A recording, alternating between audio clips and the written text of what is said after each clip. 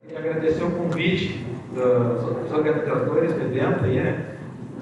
É importante a gente poder mostrar o nosso lado nessa história da eleição eletrônica, né?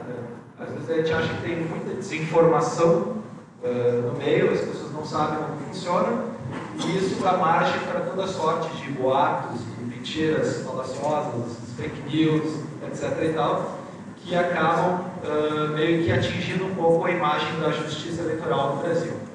Tá? Queria dizer para vocês que é legal poder falar com um público mais técnico, que vocês conseguem entender aquilo que a gente tenta explicar. Às vezes a gente fala para outro perfil, digamos assim, de pessoas, e algumas coisas é difícil.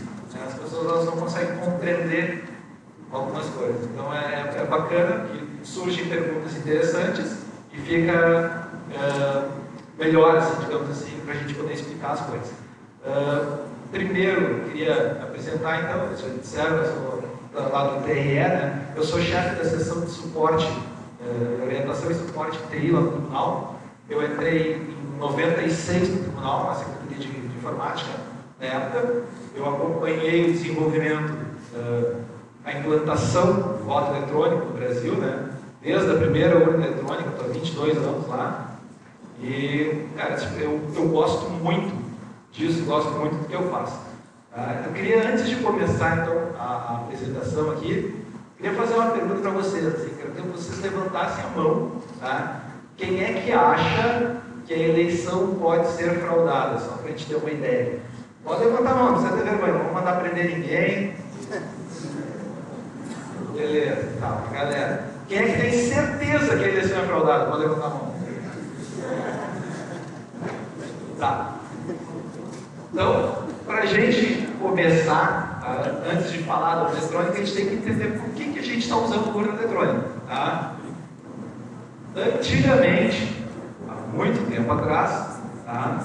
A gente tinha um voto em cédula de papel. Tá? Vocês são novos, eu imagino que ninguém sabe como é que funcionava uma junta de apuração naquela época. Tá? Mas imagina que se levava uma semana contando voto em papel. Há pessoas trabalhando 12, 14 horas por dia fazendo contagem de cédulas de papel, fiscais de todos os partidos. Imagina um ginásio cheio de urnas de lona com votos de papel e vários grupos onde ficavam apurando essas coisas. Então, quando aparecia, por exemplo, uma cédula de papel com voto para o José, tá? Aqueles fiscais dos partidos políticos começavam a se degladiar, tentando decidir para quem que era aquele voto do José. O que pegava a lista de candidatos, sei lá, tinha 7 Josés. Em quem que aquele eleitor queria votar, afinal de contas? Né? Então, muitas vezes acabava ganhando um grito. A gente chama isso de interpretação da vontade do eleitor. Tá? Quando chegava, por exemplo, uma cédula em branco, era muito fácil alguém pegar escondido e fazer uma marcação de uma cédula desse jeito. Então, a gente tinha inúmeros tipos de fraude no voto em papel, na manipulação desses papéis na contagem, que acabavam criando um problema gigantesco para o tribunal. Em 1994, que foi a última eleição que foi totalmente manual, nós tivemos na Secretaria Judiciária, ou seja, recursos que chegaram no TRE, na Secretaria Judiciária, não nos cartórios eleitorais, 14 mil recursos de fraude de urna, na época do voto em papel. Tá? 14 mil, você imagina a quantidade de denúncias de fraude, contagem, apuração ou mesmo na eleição. Tá? E a gente tinha ainda problemas com o sigilo do voto do eleitor, eleitores que eram coagidos a votar. Você sabe como é que funcionava? Só para ter uma ideia. Sabe como é que alguém já ouviu falar em voto formiguinha? O que era o voto formiguinha? Chegava o primeiro eleitor para votar na sessão eleitoral e tinha, sei lá, um jagunço de um candidato de quem dominava o poder político e econômico na cidade. Tá? Chegava lá para votar, o primeiro cara, tinha um maluco na porta da sessão que dizia assim, ó, tu vai entrar lá dentro, tu vai pegar a tua cédula de papel, não vai preencher nada nela, vai botar ela no bolso, em vez de botar na urna de lona lá, e tu vai colocar esse outro papel aqui, tá? Um papel qualquer, cara. Legal. Aí o cara entrava na sessão, recebia a cédula em branco, assinada pelos mesários, largava o outro papel dentro da urna, saía para a rua com aquele papel em branco. Esse cara pegava, anotava o número do candidato dele. Quando chegava o próximo eleitor, ele dizia assim: ó, tu vai entrar lá, tu vai botar essa cédula aqui dentro da urna de lona e vai me trazer a cédula em branco. E aí o cara vinha com a cédula em branco para a rua, ele anotava o número, entregava para o próximo e assim ainda. Fora casos de urnas de lona que chegavam com votos dentro. Os caras não estavam nem ao trabalho de tirar o atilho que amarrava os votos. Tá? Então, assim, fora isso, a gente ainda tinha problemas de manipulação dos mapas de votação, quando as sessões eram contadas, tá? As pessoas que transcreviam os votos das sessões dos candidatos, tinha todo, tipo, imagina uma tabela grande, onde tinha linhas e colunas, e as votações elas tinham que fechar a soma desses votos aí naqueles mapas de votação. Então, embora em alguns lugares fossem contados e somados corretamente os votos, ainda que eles estejam sujeitos ao erro humano na contagem, alguém ainda poderia fazer a manipulação desses mapas de votação e mudar os resultados na hora de enviar para o TRE ou para o TSE. Tá? Então, tinha todos os problemas que a gente precisava livrar. Se os problemas estavam relacionados com a manipulação dos votos, os mapas de totalização e do eleitor, tá? Como é que a gente resolve esses problemas da interferência humana? Criando um processo totalmente eletrônico, onde não haja interferência humana para resolver esses casos. Tá? Esse modelo de contagem de voto no papel, embora seja usado em muitos países do mundo, na Alemanha é assim, tá? Ele não servia para nós porque não permitia um controle suficiente desse processo. Não existia controle possível. Por mais que houvesse fiscalização, ainda assim ocorriam problemas de fraude. Tá? Então, o que a gente fez? Alguém teve uma ideia, nós vamos criar então uma urna eletrônica para resolver essas questões. Então, eles juntaram um grupo que a gente chama de grupo de notáveis lá, eram algumas pessoas do TSE, engenheiros do ITA, engenheiros da aeronáutica, grupo, sei lá, de mais ou menos 7 pessoas, que foi a primeira comissão para a implantação do voto eletrônico no Brasil. Então, eles criaram um projeto de urna eletrônica que se adaptava à nossa realidade, tá? Que fosse o mais próximo possível do modelo tradicional de contagem, onde digitava números dos candidatos, porque aqui a gente tem um problema, a gente vota, embora os candidatos pertençam a partidos, mas a gente vota no que se chama de lista aberta de candidatos. Vocês votam na pessoa em vez de votar no partido, certo? Esses votos eles são somados depois. E a gente tem aberrações, né? São os tais puxadores de voto. Por exemplo, vota no Tiririca, aí no conjunto total de soma da soma do partido, ele atinge, sei lá, o quociente eleitoral para colocar 5 candidatos, então o Tiririca arrasta os 4 junto com ele. Às vezes pessoas com votações inexpressivas. Tá? O Enéas, em São Paulo, há muitos anos atrás, ele fez 1 milhão e tantos de votos e arrastou 5 caras com ele. O último cara que entrou para a Câmara dos Deputados, olha, deputado federal, o último cara que entrou para a Câmara tinha feito 23 votos. Tá? Mas é porque a nossa legislação eleitoral é assim. Tá? Então, digita o número dos candidatos, uma lista fechada, vota no partido, vota no candidato, e aí números que são mais fáceis para a pessoa que o analfabeto poder votar, né? Mais fácil é conhecer números do que letras, enfim. Tá? E é uma urna eletrônica que tinha que se adaptar à realidade do país. Tá? Olha só, vocês já repararam que aqui no Brasil a gente usa o mesmo modelo de urna eletrônica em qualquer lugar do país. Lá nos Estados Unidos, por exemplo, cada estado, cada condado, às vezes tem um modelo de máquina de votar diferente. Agora, acho que ontem, terça-feira, teve eleição nos Estados Unidos. 41 estados nos Estados Unidos usavam urnas eletrônicas, modelos diferentes. E eles têm umas aberrações lá, por exemplo, às vezes o voto é manual, mas a apuração é eletrônica. Tipo, a passa por um scanner que identifica a posição onde o eleitor fez o X lá, e aí aquele soma, né, eletronicamente, mas o eleitor vota manual. Às vezes o eleitor vota manual, é a apuração vota eletrônica, é a apuração eletrônica também. Enfim, tem outros casos ainda, como em 2000. Vocês lembram que teve um problema na eleição de 2000, o Bush e o Al Gore? Os caras recontaram os votos 3 vezes, nenhuma das vezes deu o mesmo resultado. Sabiam disso? Não. 3 vezes, recontaram 3 vezes nunca. Por que não dava o mesmo resultado? Porque o modelo de máquina de votar na Flórida, em 2000, era de cartão perfurado. E às vezes não perfurava suficientemente o cartão. Então, na primeira contagem dava como não teve voto para nenhum candidato, na segunda, aquele picote que não tinha caído da folha acabava caindo, daí dava outro resultado e assim por diante. Sabe isso nos Estados Unidos? Tá? Então, a gente tem um modelo, um projeto da mesma máquina de votar para o país inteiro é um fator de sucesso para a justiça eleitoral. Tá? Existe um órgão centralizador que fez o projeto da eletrônica e que faz o sistema e que tem controle total sobre o processo, que é o TSE. Isso é um diferencial nos Estados Unidos.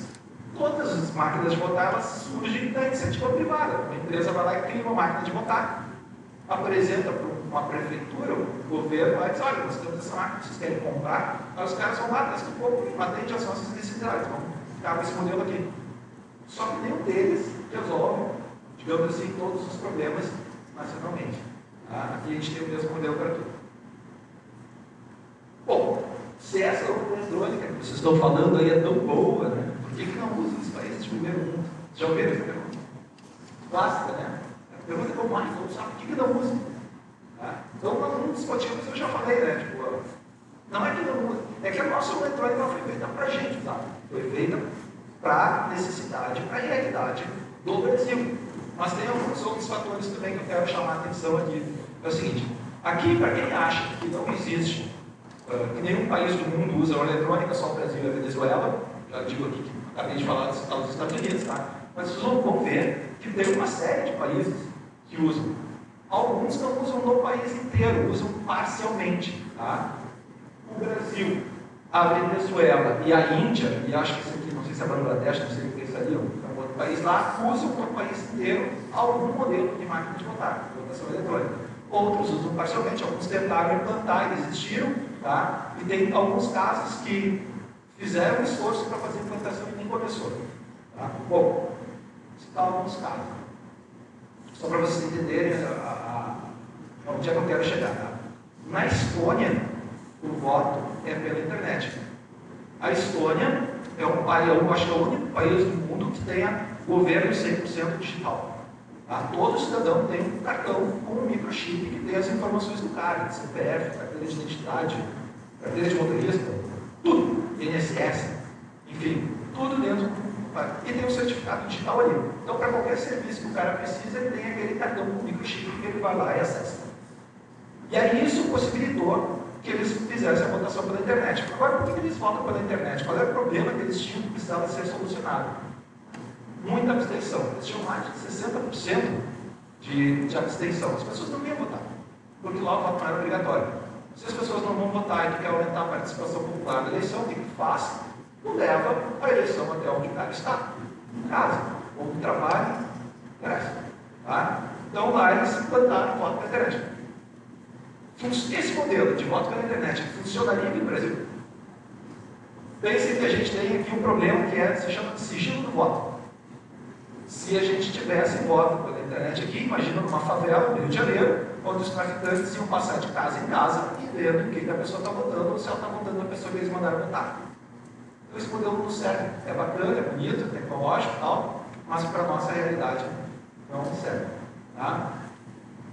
A Alemanha, ela tentaram implantar o voto eletrônico, mas ele foi descontinuado, tá? Porque a Suprema Corte alemã entendeu que existia uma cláusula constitucional lá na Constituição deles que dizia que o cidadão médio precisava entender o processo de votação, apuração e totalização do início ao fim, sem a necessidade de tecnologias como comunicação de dados, criptografia, TI, enfim, qualquer coisa. Precisava entender o processo do início ao fim. Fica mais fácil de entender. Marcar o voto no papel e ver como é que as pessoas totalizam, ou uma máquina que programa os dados, que transmite pela internet. Complicado isso. Então, por esse motivo aqui, olha só, não é porque a urna é fraudável ou que não tem voto impresso, o que quer que seja. Por esse motivo aqui, que eles suspenderam a implantação do voto eletrônico na Alemanha. Mas como é que é o modelo tradicional deles? Só para ter uma ideia. Voto em papel, tá? Quando chega o final da eleição, da votação, a eleição lá, vamos dizer, 17 horas, acabou aqui, certo? Na própria sessão, os mesários pegam a cédula de papel, aquela urna de lona, despejam todas as cédulas de papel em cima de uma mesa, separam em montinhos, porque lá eles votam em partidos, e tem 4 ou 5 partidos para votar lá, então fica fácil de tu separar, não é voto por candidato, é voto por partido. Separa os montinhos, contam todos os montinhos, pega o telefone e liga para a junta eleitoral e diz assim, ó, partido A recebeu X votos, partido B recebeu Y votos, partido Z, faço a votação pelo telefone. Desliga o telefone, todo mundo se cumprimenta, acabou a eleição. Aí nosso diretor-geral da TRE, que estava na Alemanha, acompanhando o processo para ver como é que funcionava, disse, pô, que bacana, transmitem o resultado pelo telefone, as pessoas acreditam, ninguém duvida. O que vocês vão fazer agora com essas células que estão aqui? Como é que vocês fazem para mandar isso para o comitê eleitoral lá? Como assim? Vocês não vão pegar essas células aqui, não vão mandar para... Deixa eu passar o resultado pelo telefone. Então, o que vocês vão fazer com essas células? Vão mandar no lixo. Não tem recontagem. Ninguém questiona o resultado. É isso, é o que o cara falou, tá bom. Beleza. Não é muito melhor do que o nosso modelo. Serve pra gente? Não serve. Imagina se as pessoas discordam, as pessoas brigam hoje por causa de eleição, as pessoas param de falar com pessoas da família por causa de eleição. Imagina aqui no Brasil esse modelo de votação e apuração. Complicado, né? Tá? Existe então o que a gente chama de confiança e suficiência no processo eleitoral deles. Para eles serve, está ótimo, beleza, é muito bom. Tá? Aí tem outros casos. A França, as próprias prefeituras organizam as eleições e contam os resultados. Imagina uma prefeitura do interior aqui. Os caras reclamam que usam máquina pública para fazer campanha, etc. e tal, um monte de problemas, de fraude relacionado a isso. Imagina a prefeitura organizando. Não serve também, né? Tem um caso interessante para entender como funcionam as coisas para nós, tá? Que é uma comitiva do Japão, ela veio aqui para saber como é que funcionava a eleição eletrônica aqui no Brasil. Os caras olharam tudo, acharam tudo muito bacana.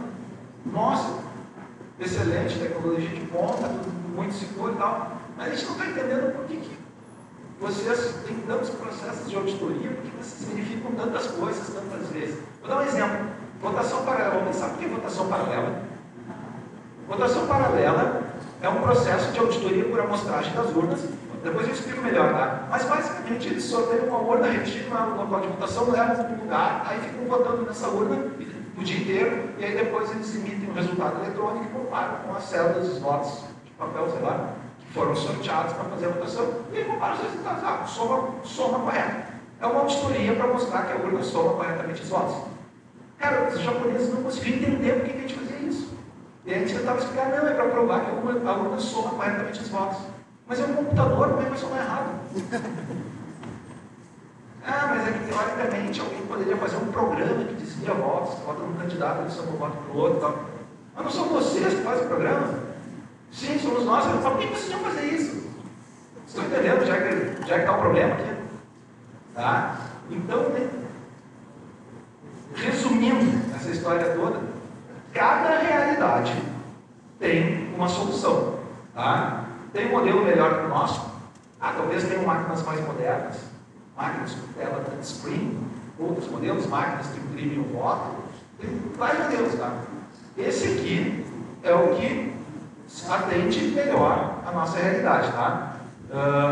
Eu gosto muito do modelo alemão, mas não do serve. Ele é mais barato, é bastante eficiente, os caras têm resultado, talvez seja mais rápido que o nosso modelo de apuração, onde o cara tem que levar um pendrive que sai da urna até um local de transmissão para transmitir e depois ser somado. Certo?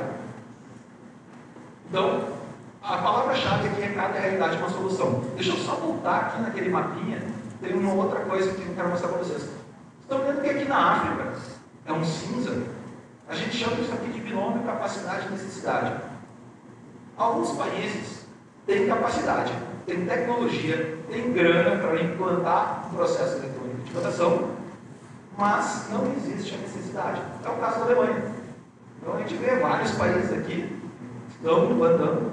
Outros países vocês acham que tem problema de fraude na eleição na África, ditaduras africanas, etc. E tal, os caras devem ter problemas lá, né? Acontece que falta tecnologia e dinheiro para implantar. Às vezes eles têm preocupações com outras coisas antes de implantar um modelo eletrônico de votação. Tá? E é basicamente esse é um dos motivos pelos quais a Alemanha não implantou, porque o processo deles atende. Então tem necessidade de gastar, sei lá, €1 bilhão implantando um processo, um modelo eletrônico de votação, quando o que eles fazem é barato e é seguro o suficiente. Tá? Aí vem a outra pergunta que é mais os hackers invadem a NASA, o Pentágono, etc. Por que eu tenho que acreditar que esse modelo eletrônico de votação de vocês é seguro? Né? Primeiro, básico, a urna eletrônica não está conectada à internet. Então nenhum hacker do leste europeu vai entrar dentro da urna eletrônica e instalar um programa, um cavalo de Troia, que vai ficar somando os votos. Tá? Não tem esse acesso aos votos. O resultado pode ser transmitido pela internet, tá? Mas ninguém vai invadir a urna no dia da eleição e fazer um ataque rápido, certo? Agora, nenhum sistema de informática, nenhum sistema de informação é 100% seguro, é verdade isso? É verdade. Eu concordo, nenhum sistema é 100% seguro. Tá? Então, por que a gente tem que acreditar que a urna eletrônica é segura? Tá?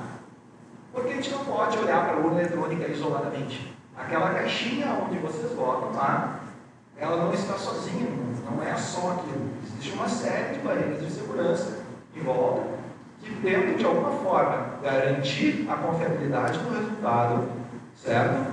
E garantir que nós não vamos ter problemas, digamos assim. Tá? Só para ter uma ideia aqui, para entrar nessas questões dos mecanismos de segurança, tá? Acho que todo mundo aqui sabe o que é criptografia, né? É o objetivo de proteger a informação, tá? Ou esconder ou proteger a informação para não ser modificada. Só que ela tem um alto custo computacional. Não se usa criptografia para tudo. Imagina um sistema onde eu tenho que ficar criptografando e decriptografando as coisas on demand, né? Então, o sistema ficaria lento, teria vários problemas. Então, para algumas coisas a gente usa assinatura digital e resumo digital. Resumo digital, todo mundo sabe o que é. Tipo, básico, é o do hashcode, né? Basicamente ele serve para verificar a integridade de uma informação. E a assinatura digital, ela serve para verificar a autenticidade. Garantia de quem fez aquilo e também tem a garantia de não repúdio, né? A pessoa que assinou digitalmente não pode dizer que não foi ela. Tá? Então, basicamente, algumas coisas a gente usa resumos digitais e outras assinaturas digitais. Tá? Qual é o objetivo da segurança? Tá? É tornar a fraude inviável ou possibilitar a identificação de rastros. Tá? O cara vai lá, olha o log, de alguma forma, tu tem que verificar se aquele resultado foi alterado ou não. Certo? E as barreiras de segurança, elas tentam impedir algum tipo de ação ou tornar essa ação cara ou demorada demais. Tá? E é muito importante que vocês entendam isso. As barreiras de segurança, elas atuam em conjunto. Não dá para eu olhar uma barreira de segurança isoladamente e dizer, isso aqui não serve, não protege. Cara, é um conjunto de coisas onde uma protege a outra. Tá? Imagine um graveto. Né? Seria fácil de quebrar um graveto? Barbadinha de quebrar o graveto. Agora, se eu pegar um maço de gravetos e tentar quebrar, se torna mais difícil. Não estou dizendo que é inquebrável, mas é muito mais complicado, certo? Então, basicamente, essa é a moral das barreiras de segurança. Se eu olhasse na internet e tentasse identificar todas as possibilidades de fraude que as pessoas levantam, a fraude ocorre assim, a fraude ocorre assada, acho que alguém faz isso, acho que alguém faz aquilo, eu poderia colocar todas essas possibilidades de fraude num desses três conjuntos aqui. Quem de vocês acha que a fraude da eleição é na transmissão e na totalização? Levanta a mão. Transmissão e totalização. Né? Os votos são alterados lá no TSE. O TSE, o ministro tem uma senha lá que ele entra no sistema e sabe, vou passar uns votos aqui para outros candidatos. Quem é que acha que a fraude é no ataque à urna eletrônica? Alguém poderia chegar e instalar um programa, um cavalo de Troia na urna eletrônica, ele trocou isso e começa a desviar votos. Levanta a mão. Ou instala um outro sistema, qualquer. Instala um sistema que desvia votos. Não? Tá? Quem é que acha que a fraude é no código da urna eletrônica? O TSE faz um código que desvia votos. Dependendo, sobre determinadas circunstâncias, o programa não vai lá e começa a enviar. Chega uma determinada quantidade de votos para. Beleza. Tá, eu vou começar então de trás para frente, tá, para mostrar para vocês, vou tentar desmistificar essas histórias. Aqui eu tenho uma linha do tempo da eleição, fase a fase. Tá? Então, Todo o processo ele começa 6 meses antes da eleição com o desenvolvimento e aperfeiçoamento do código para aquela eleição. Tá? Nessa etapa, existe uma coisa chamada inspeção do código. Vou chegar lá, depois vou explicar para vocês quem é que faz a inspeção do código. Mas existe inspeção do código. Tá? Depois tem uma fase chamada lacração dos sistemas, que é uma cerimônia que ocorre lá no TSE, onde, basicamente, esse aqui é o sistema que vai ser usado, é a versão final do sistema que vai ser utilizado na eleição. Tá? Aí ocorre essa cerimônia de lacração, depois começa a fazer geração de mídias, que é a gravação dos cartões de memória, que vão instalar o sistema no eletrônico. Depois tem o que a gente chama de carga das urnas, que é a instalação do sistema operacional na urna eletrônica, propriamente dito. Aí a gente tem a votação e depois a transmissão e totalização. Vou explicar de trás para frente, porque fica mais fácil de entender os conceitos aqui. Tá? Como é que eu vou saber que os votos não são alterados na transmissão ou na totalização? Que não tem um hacker que tem acesso a um servidor lá no TSE, que vai trocar o resultado da eleição depois que ele chegou lá, ou que alguém não vai interceptar o resultado que está sendo transmitido na internet e vai fazer a alteração. Tá? Porque existe uma coisa chamada boletim de urna.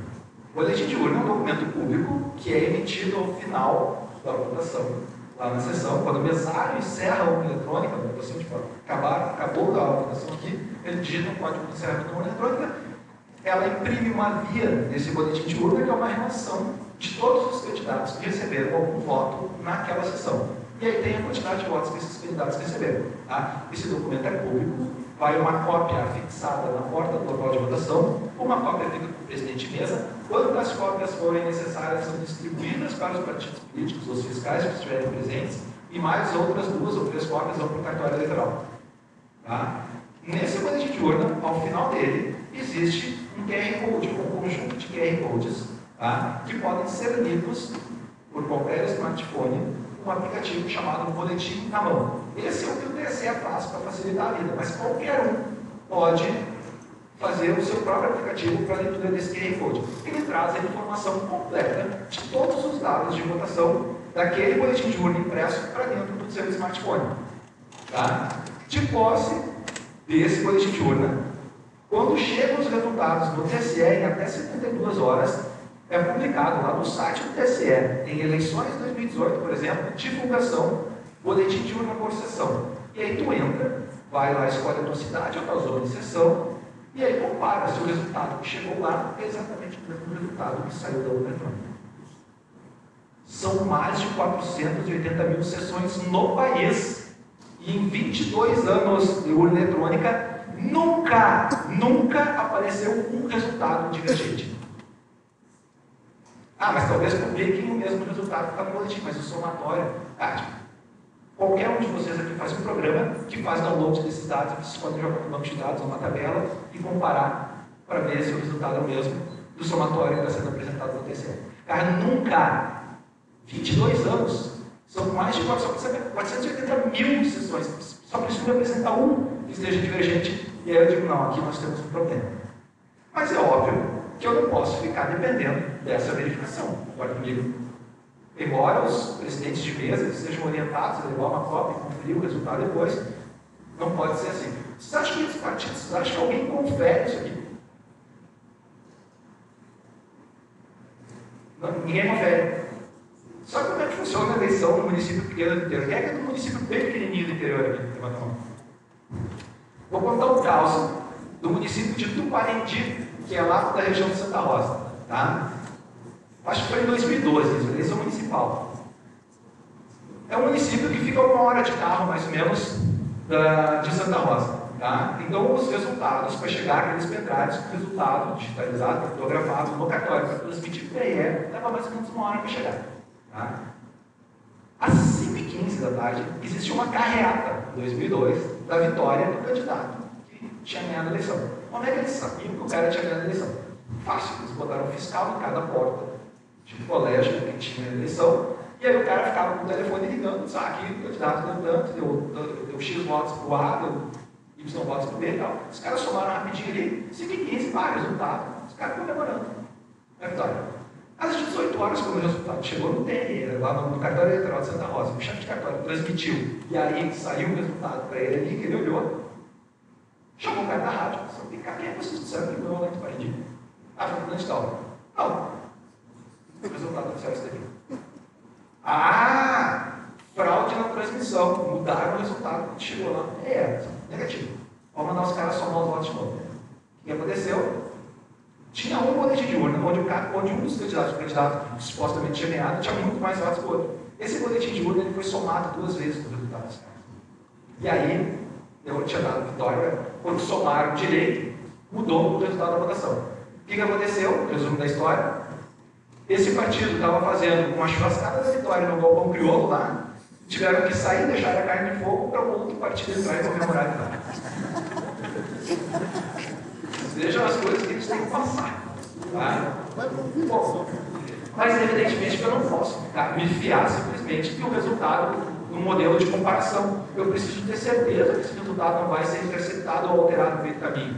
Né? Eu não quero pagar esse mico de dizer, não, realmente alteraram o resultado. Então a gente tem outros mecanismos aqui. Tá? Os arquivos de resultado de votação, eles são criptografados e assinados digitalmente. Tá? Todos os arquivos de resultados são criptografados aqui no pendrive, então, por mais que alguém roube ou perca o pendrive, isso aí ninguém vai trocar por um outro que venha com o resultado que possa ser somado. Porque depende dessa criptografia, da assinatura digital, para que esses resultados sejam somados lá no tribunal. Tá? A gente tem assinatura por software, os arquivos de resultado no algoritmo de estado da CETESC, da BIM. Tá? Existe assinatura pelo hardware, então tem uma assinatura de software e uma outra assinatura de hardware, que é o próprio hardware da urna eletrônica que faz aquela assinatura ali. Tá? Esses boletins de urna, eles têm uma coisa chamada código verificador. Se vocês abrirem o boletim de urna, vocês vão ver que lá agrupados por cargos e por partidos, no final de cada partido tem um código verificador ali. Para que serve esse código verificador? Ele garante que numa situação em que a gente perca o resultado digital, mas tenha um boletim impresso, esse resultado, esse boletim impresso, possa ser digitado numa outra urna eletrônica, porque a gente só aceita um resultado proveniente de uma urna eletrônica. Não existe um programa, qualquer coisa, que eu possa digitar um resultado de eleição e enviar para o tribunal. Ele tem que vir, ele tem que ser gerado por uma urna eletrônica. Certo? Então, se eu só tenho papel, como é que eu faço para enviar? Eu pego esse papel e digito ele fielmente numa outra urna eletrônica, um sisteminha chamado sistema de apuração. Agora, como é que eu garanto que alguém não vai trocar os votos dos candidatos nessa digitação? Ou não vai errar a digitação também? Pode ser uma possibilidade. É por causa desse código verificador. Se eu coloco um código verificador, altero o resultado, um voto a mais, um voto a menos, eu troco um nulo de legenda, alguma coisa assim, esse código verificador não bate e ele não consegue prosseguir com a digitação. Então, para isso, tem esse código verificador aqui. Tá? Além disso, a gente entrega uma coisa chamada RDV, que é o Registro Digital do Voto. Depois eu explico melhor para vocês o que é o Registro Digital do Voto, mas basicamente, a urna armazena exatamente o que o eleitor digitou na urna eletrônica.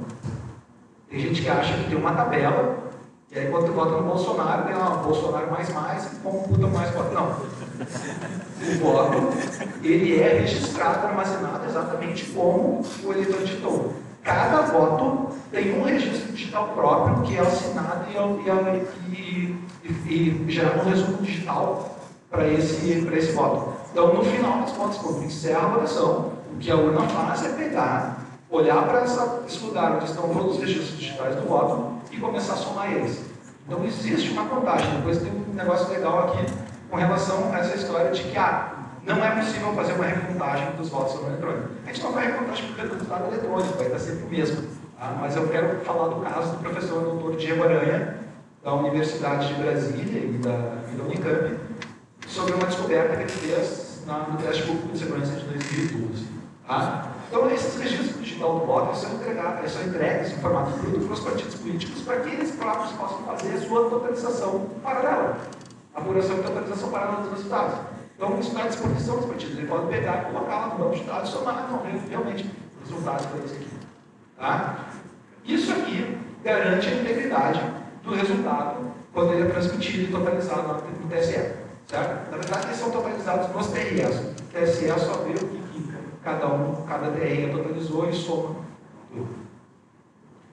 Bom, poderia a possibilidade de fraude estar relacionada, então, com um ataque direto ao eletrônico? O cara chega no eletrônico e tenta instalar um sistema lá, ou quer botar o programa dele, que vai desviar votos, alguma coisa assim.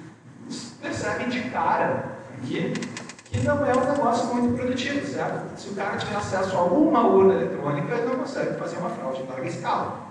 Talvez seja trabalhoso, vai ter problema com a Polícia Federal, tem que roubar uma urna eletrônica no cartório, né? E aí a sua urna eletrônica pode ser substituída, como é que tu garante que tu vai? Né? Complicado, vai botar um lugar para o leitor de biometria, uma série de problemas, não é um negócio muito tranquilo. Mas enfim, tem um negócio bem legal na urna eletrônica, que se chama encadeamento de segurança baseado em hardware. Então, na placa-mãe da urna eletrônica, existe um componente de segurança. Ele tem algumas funções de criptografia. Esse componente chamado MSD, que é de Micro Security Device, é o primeiro componente energizado quando liga a urna eletrônica. Esse componente, ele armazena os certificados digitais, as chaves criptográficas, etc., uma série de coisas que vão ser utilizadas na urna, mas basicamente a função dele é garantir que o software que vai ser executado na urna é o software oficial do TSE, que foi assinado pelo TSE, digitalmente. Então, antes de carregar a BIOS da urna eletrônica, ele vai carregar ela, verificar se ele está assinado e depois ele executa a BIOS. Aí, a BIOS vai carregar o bootloader para verificar se ele está assinado e depois coloca em execução. E a mesma coisa, o bootloader faz a mesma coisa para o sistema operacional, que é Linux. Então ele verifica se o sistema, se todos os arquivos e bibliotecas do Linux estão assinados, e aí ele coloca o Linux em execução. Quando o sistema operacional sobe no ar, está no ar, ele envia um desafio criptográfico para o MSD, porque o software que está rodando precisa ter certeza que ele está sendo executado numa urna legítima da Justiça Eleitoral, e não num computador qualquer. Se em 4 minutos ele não conseguir resolver o desafio, a urna trava e ninguém consegue fazer mais nada. Aí depois, sim, não resolveu o desafio, aí ele começa a carregar o gerenciador de aplicativos da urna eletrônica e coloca os dados, os geradores de candidatos para rodar, para poder possibilitar a votação. Isso aqui garante que ninguém vai pegar e vai instalar, sei lá, um Windows ou um Linux, embora não seja um computador, instalar um programa qualquer ali que não seja do TSE para rodar. Então, essa história de que larga uma urna dessas na minha mão aqui, eu instalo, faço um programa, olha ela. Ela não consegue executar nada na urna eletrônica. Nem o fabricante da urna eletrônica consegue testar ela se ela não for certificada pela Justiça Eleitoral. Certo? Então, a urna ela passa por um processo de fabricação seguro, que é isso que eu falei, o fabricante não consegue usar. O projeto de hardware e software da urna eletrônica ele é dedicado às funções de eleição. Não tem acesso à rede, Wi-Fi, Bluetooth, não tem nenhum tipo de comunicação com o mundo externo, digamos assim. Ela só executa, é um Linux totalmente modificado e capado para poder executar somente as funções necessárias para o aplicativo de votação e mais alguns outros, de recuperação de dados, algumas coisas assim. Então tem a verificação das assinaturas dos aplicativos na urna, do subsistema, verificação da assinatura dos dados dos eleitores e candidatos, para saber que a gente tem dados de eleitores e candidatos reais ali. Existe criptografia da biometria do eleitor, ela só é criptografada dentro da urna eletrônica, não consigo ter acesso a esses dados biométricos dos eleitores. Existe criptografia da imagem do kernel do Linux, que protege contra engenharia reversa e execução fora da urna. As pessoas acham que vão pegar o software da urna eletrônica e colocar numa máquina virtual e tentar rodar no computador. Não dá para fazer isso. Antigamente até dava. Isso aqui foi uma sugestão do Diego Aranha, nos testes de dúvida foi implementado, hoje em dia ninguém mais faz isso. Criptografia do sistema de arquivos da urna, qual cartão de memória que roda na urna, se eu tirar ele de dentro da urna eletrônica e tentar ler no computador, eu não consigo. O file system do cartão está criptografado. Evidentemente, com uma chave de criptografia diferente das outras chaves de criptografia. Então, aqui é uma barreira a mais. O cara não consegue nem ler o que tem dentro do cartão. Ele não consegue ter acesso ao cartão. Então, isso aqui é contra a cópia indevida e engenharia reversa. Tem criptografia de chaves. As próprias chaves criptográficas, elas estão criptografadas dentro da urna eletrônica para ninguém ter acesso. Existe a criptografia do registro digital do voto e embaralhamento dos votos. Para que serve o embaralhamento dos votos? Falei para vocês que a urna armazena exatamente o que foi digitado pelo eleitor ali, certo? Só que esses dados eles não são armazenados em sequência. porque senão é só ver a sequência de votação para eu saber qual eleitor votou em qual. Então, basicamente, o sistema ele vai sorteia posições aleatórias de uma tabela lá para ir inserindo esses dados, para que não seja possível eu descobrir a ordem de votação. Tá? Vou falar mais sobre isso depois, quando a gente falar dos testes públicos de segurança. E aí a determinação de chaves na urna, né, do kernel, do PNCIS e outras chaves, registro de voto, tudo lá, isso aqui impede a obtenção dessas chaves por engenharia reversa ou análise das mídias das urnas eletrônicas. Voto a voto. Não. Já vou falar sobre isso. Como é que grava o voto. Tá? Bom, enfim. O processo de geração de mídias, instalação dos dados, do sistema da urna eletrônica, tá? Ele pode ser auditado por partidos políticos, Ministério Público, Ordem dos Advogados do Brasil, enfim, pela sociedade, representantes da sociedade civil. E se vocês chegarem hoje em dia no cartório, durante a geração de mídias e carga das urnas, vocês podem acompanhar o que as pessoas estão fazendo. Isso aqui garante que ninguém vai fazer nada escondido. Tá?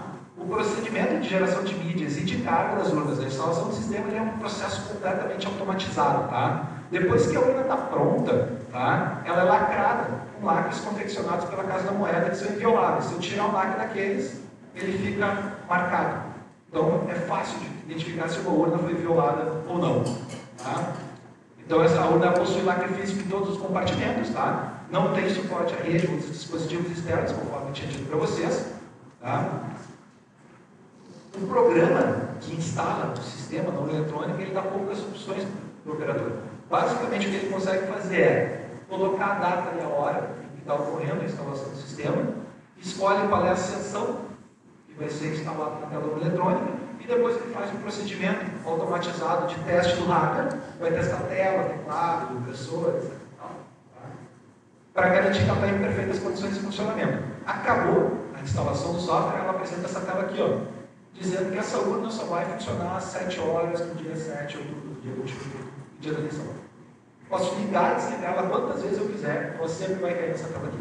Depois de fazer todas aquelas verificações de assinatura, claro, para saber se o software está íntegro. Então ninguém consegue fazer mais nada com a urna eletrônica, ninguém consegue votar antes do horário da votação, ninguém consegue iniciar a votação, encerrar a votação e começar a votação de novo. Isso é impossível de fazer na urna eletrônica. Tá? Então, basicamente, as pessoas que fazem a instalação do software na urna recebem um cartão que tem as sessões de 1 a 50, sei lá, ou de 1 a 100, ou de 1 a 300, enfim. E eles digitam data e hora, escolhem a sessão e ele faz tudo sozinho. Não existe uma interação muito grande onde o cara pode escolher outro programa para instalar ali. Tá? Por que eu estou falando isso? Por causa de uma coisa chamada o mito da Smart Matic. Quem é que já ouviu falar da Smart Matic? Uma suposta empresa venezuelana que tem o controle do software, que instala, que faz a eleição no Brasil, etc. Isso aqui é uma bobagem. Uma época, acho que lá por 2012, 2014, os caras começaram a falar esse negócio da Smart Matic. E eu fiquei curioso para saber, o que esses caras estão falando? Que empresa venezuelana que faz a eleição no Brasil? Os caras estão loucos. E aí, entrei em contato com o pessoal da TSE para saber se existia algum contrato algo parecido com a tal da Smart Matic. Acho que era disseram que em 2012, a Smart Matic ela participou de um consórcio por licitação com outras duas empresas, acho que era a IGTEC, mais uma outra empresa, onde eles faziam a contratação dos técnicos temporários que auxiliavam a fazer a instalação do sistema. Basicamente, ela fazia RH, gestão de recursos humanos, contratava as pessoas e pagava as pessoas para essas ajudantes temporárias, porque o pessoal do cartório não tem mão de obra suficiente para fazer a instalação de tantas urnas em tão pouco tempo. Então precisa contratar. Só que essas pessoas elas são treinadas dentro do cartório, para pegar esse cartãozinho, coloca assim, dentro, liga a urna, digita a data e hora, escolhe a sessão, e acabou. É isso que eles faziam. E essa empresa, Smart Matic, ela tinha participado disso. Só que tu entra na página da tal da Smart Matic e ela se vende como é. A Smart Matic é a empresa que faz a eleição da Venezuela, tá? Basicamente. Só que ela se vende como uma empresa gigante das soluções eletrônicas para eleições, digamos assim, no mundo. E aí um dos cases dela lá é de que eles ajudaram a fazer a eleição no Brasil. Mas basicamente o contrato era de RH. Quer dizer, o que eles faziam a eleição no Brasil? Não faziam, eles contrataram técnicos para fazer a eleição. Mas não era a empresa Smart Matic que fazia. Enfim, foi a última vez que teve um contrato da Smart Matic, mas as pessoas falam disso até hoje, e a ideia que se tem é que a Smart Matic faz a eleição no Brasil. Não faça. É que lá no site deles, eles se venderam como nossa. Tá? Enfim. Aí tem uma outra coisa chamada tabela de correspondência. Tá? Tabela de correspondência, basicamente, quando eu instalo o sistema no eletrônico, ele gera um código de identificação de carga, que associa o número da sessão, a data e hora que foi gerada essa sessão, o município, o local de votação, etc. E ele gera um código de 24 dígitos. Tá? Esse código é único para cada carga de urna. Tá? Então, basicamente, durante o processo de carga das urnas, são gerados esses códigos e eles são transmitidos para o tribunal. E a gente quer saber todas as urnas que foram carregadas na cerimônia de carga. Tá? Para que serve isso? Tá? Porque quando o resultado é transmitido depois lá para o TRE, tá? O servidor tem um programa chamado RecBU, lá de recebe o boletim de urna, e ele decriptografa o arquivo, vê se ele está assinado digitalmente, se está íntegro do arquivo, e depois ele verifica se existe um código de identificação de carga para aqueles naquela tabela de correspondências. Então, se existe um código correspondente, ele joga o boletim de urna para a atualização. Se não existe um código correspondente, ele separa. Resumo da história, isso aqui garante que ninguém vai preparar uma urna escondida dentro do cartório para ficar votando de noite, lá em algum momento, e transmitir o resultado errado. Além daquela história dos boletins de urna, eles podem ser verificados, tá? Mas eu não posso dar margem ao azar. Então a gente precisa também dessa tabela de correspondência aqui. Tá? É um negócio bem complexo de explicar isso aqui, tá? Inclusive para quem trabalha com isso. Mas se alguém tiver interesse em saber como é que funciona, depois eu explico melhor. Mas enfim. Tá? E na votação? Tá? Vários eleitores relatam que não vai só o voto do candidato lá na eleição. Vocês ouviram relatos parecidos?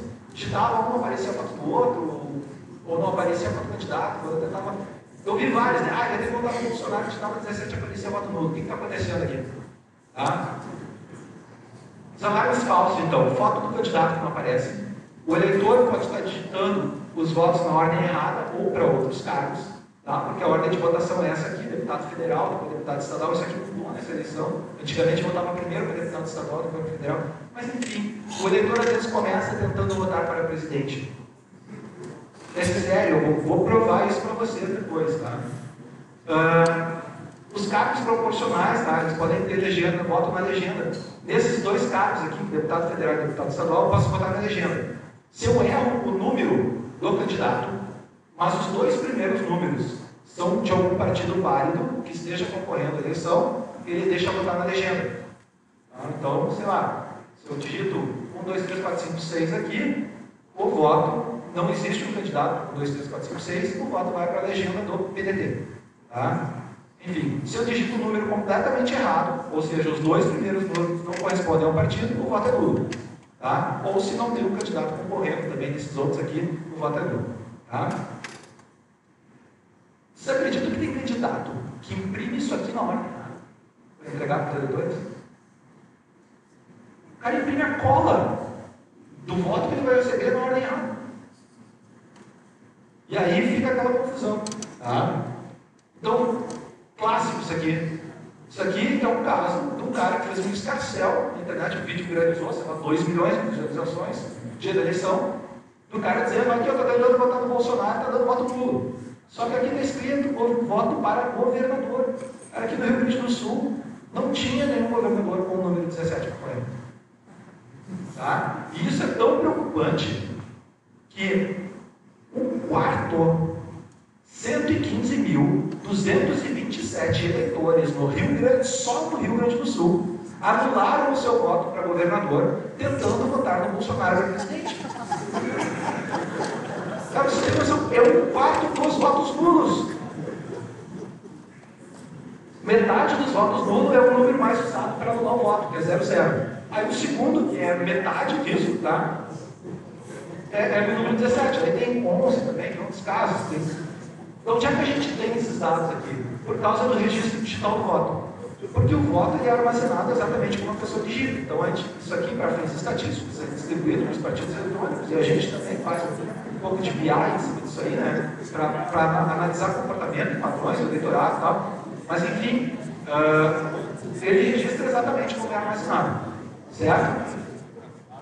Um outro problema muito clássico, o eleitor diz, eu não vi a foto do meu candidato. O que o eleitor está fazendo? Ele votou na ordem certa, está tudo certinho, ele votou no número do candidato certo, mas ele insiste que não apareceu a foto do candidato. Porque o eleitor é instruído errado a votar. Todo mundo acha que para votar tem que digitar o número e confirmar, certo? Errado. Tu digita o número, espera aparecer a foto, olha se é o candidato em quem tu quer votar. Se não for, tu aperta corrige para poder votar de novo. E se for, aí sim tu aperta confirma. O eleitor ele chega na frente da urna, ele digita o número confirma e fica esperando aparecer a foto. Cara, já confirmou o voto. Não vai aparecer a foto. Existe. Eu digitei o número do candidato e apareceu o fim, ele não gravou meu voto. Não, apareceu o fim porque acabou a votação. Ele gravou o resultado. Tá? Basicamente, são esses os problemas. Então não tem fraude, tá? É erro de procedimento do eleitor. E quando vocês trabalharem com interface de usuário, vocês vão sofrer também. É complicado achar um padrão que resolva todos os problemas para todo mundo. Tá? Além disso, a gente tem ainda a votação paralela, que é aquilo que eu tinha falado para vocês, uma auditoria por amostragem, tá? Para garantir que a urna soma corretamente os votos. Como é que funciona isso aqui? Tá? No Rio Grande do Sul são sorteadas 4 urnas. Tá?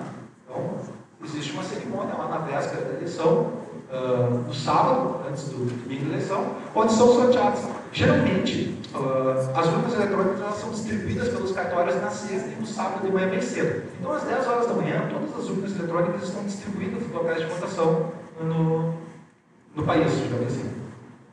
Aí, às 10 horas, rola o sorteio da votação paralela lá no plenário do tribunal. Sorteio com bolinhas, globo de girar bolinhas e tal. Vão sorteando as urnas. Não sorteiam 4 urnas, uma obrigatoriamente da capital. Tá? Os cartórios são comunicados, olha, a sessão 25 de Uruguaiana foi sorteada. Vocês, por favor, busquem essa urna eletrônica lá no local de votação e levem outra urna para lá para os eleitores poderem votar amanhã. Essa urna vem de helicóptero, de carro, dependendo da logística, né? Vem para Porto Alegre, ela é armazenada, então lacrada, a caixa lacrada, fica lá sob supervisão. E aí, no domingo da eleição, às 7 horas, começa uma votação dessa urna eletrônica. Da onde é que surgem as células que vão ser votadas? Os próprios partidos políticos preenchem células de papel aleatória e colocam depois tudo dentro de uma urna de lona. Essa urna de lona vai para lá, para o local da votação paralela. E aí, às 8 horas, inicia a votação normalmente, como se fosse uma sessão, imprime a Xerox, está lá, e aí começam a votar na urna eletrônica. Então o cara pega e sorteia naquela urna, uma daquelas células preenchidas aleatoriamente, diz, aqui, voto para, sei lá, 45. Aí o cara vai lá e digita, e ele tem câmeras filmando aquela da urna, fala digita 45, e ele vai transcorrendo a votação o dia inteiro, com votações aleatórias, a quantidade de votos que vão ser inseridos na urna também é sorteada, tá? E ele transcorre essa votação. E aí no final do dia, tem uma empresa de auditoria independente lá fiscalizando esse processo. É um processo aberto à sociedade civil, qualquer um pode chegar lá e olhar como é que é, os fiscais, os partidos podem comparecer, enfim. Às 17 horas encerra a votação, olha quem foi o resultado da urna eletrônica e olha o resultado em papel, compara os dois, então está tudo certo. Esse procedimento aqui ocorre desde 2002 no país inteiro. Alguns estados maiores, como São Paulo, por exemplo, sei lá, tem mais urnas, pode ser 6, eu acho, ou 7. Mas enfim, nunca teve um resultado divergente. Nunca. Tá? Na verdade, uma vez teve uma diferença de um voto. O que os caras fizeram? Voltaram a filmagem e descobriram onde o cara tinha errado a digitação na urna eletrônica. Tá? O único caso. Mas é porque o cara digitou errado. Voltaram a filmagem para lá. Tá? Esse processo aqui, ele garante que a urna eletrônica soma corretamente os votos. Tá? Aqui a gente tem lá, esse evento aqui ele ocorre na PUC, lá em Porto Alegre, tá? Que tem a tela da urna mostrando como é que é. Tá? E se o problema tivesse no código da urna eletrônica? Vamos dizer que o TSE, então, faz um programa lá que, sobre determinadas circunstâncias, modifica os votos, não grava para quem deveria. Tá? Então, a gente tem lá no TSE um sistema de controle de versões eficiente, que deixa registrado tudo que foi alterado no software da urna, porque são uma equipe grande de programadores, né? E o software é feito por humanos, então as pessoas são suscetíveis a erro, então precisa ter um controle de versões eficientes para saber tudo que foi alterado. Tá? O teste do software ele é feito por várias equipes. Tá? Antes da lacração do sistema, já falo de lacração, tá? TSE, DRE, cartórios, todo mundo testa o software para garantir que está funcionando. Tá? Existem 6 meses de abertura do código-fonte, que é quando os caras estão fazendo os ajustes, desenvolvendo o sistema lá, onde os partidos políticos podem comparecer, entidades representativas da sociedade podem acompanhar o desenvolvimento do software para saber se ele faz exatamente o que se espera que ele faça. Tá? Então, existe esse período de análise do código durante 6 meses, período de desenvolvimento, e também nos testes públicos de segurança, já falo. Tá? Existe uma cerimônia de lacração e assinatura digital, que basicamente faz o quê? Terminou a etapa de desenvolvimento do software, esse aqui é o software que vai ser utilizado na eleição. Todo mundo concorda, os partidos políticos estão ok, a OAB, Ministério Público, Polícia Federal, estão beleza. O que eles fazem? Eles geram resumos digitais para todos os arquivos de todos os sistemas, fazem a assinatura digital desses arquivos, todas as entidades, já falo das entidades que podem fazer isso, que estiverem presentes lá na cerimônia de lacração, e aí o código-fonte também é feito o resumo digital dele, e ele é guardado, gravado numa mídia não regravável, CD ou DVD, e é guardado numa sala cofre, porque se depois da eleição alguém duvidar que o software funciona corretamente, pega o código-fonte e analisa o código-fonte, então, para ver o que aconteceu. Tá? Mas esse código é secreto, ninguém sabe o que ele faz. Tá? Por que no TSE não libera para os hackers, etc. Bom, secreto é diferente de aberto ou fechado. Windows é código aberto ou é código fechado? Fechado. Linux, código aberto, certo? Agora, o código ele pode ser fechado, mas não ser secreto. Tá? O código do TSE é fechado, não é aberto, mas também não é secreto. Quem é que pode, quem é que tem legitimidade para fazer análise e inspeção do código? Os partidos políticos podem indicar o representante, Ministério Público e Ordem dos Advogados do Brasil, a Polícia Federal começou a analisar o código da eletrônica em 2016, o Departamento de TI das universidades pode solicitar a inspeção do código, tá? Conselho Regional de Engenharia e Agronomia e Sociedade Brasileira de Computação podem indicar o representante, Congresso, STF, Controladoria Geral da União também podem indicar o representante para fazer análise e inspeção do código que é utilizado.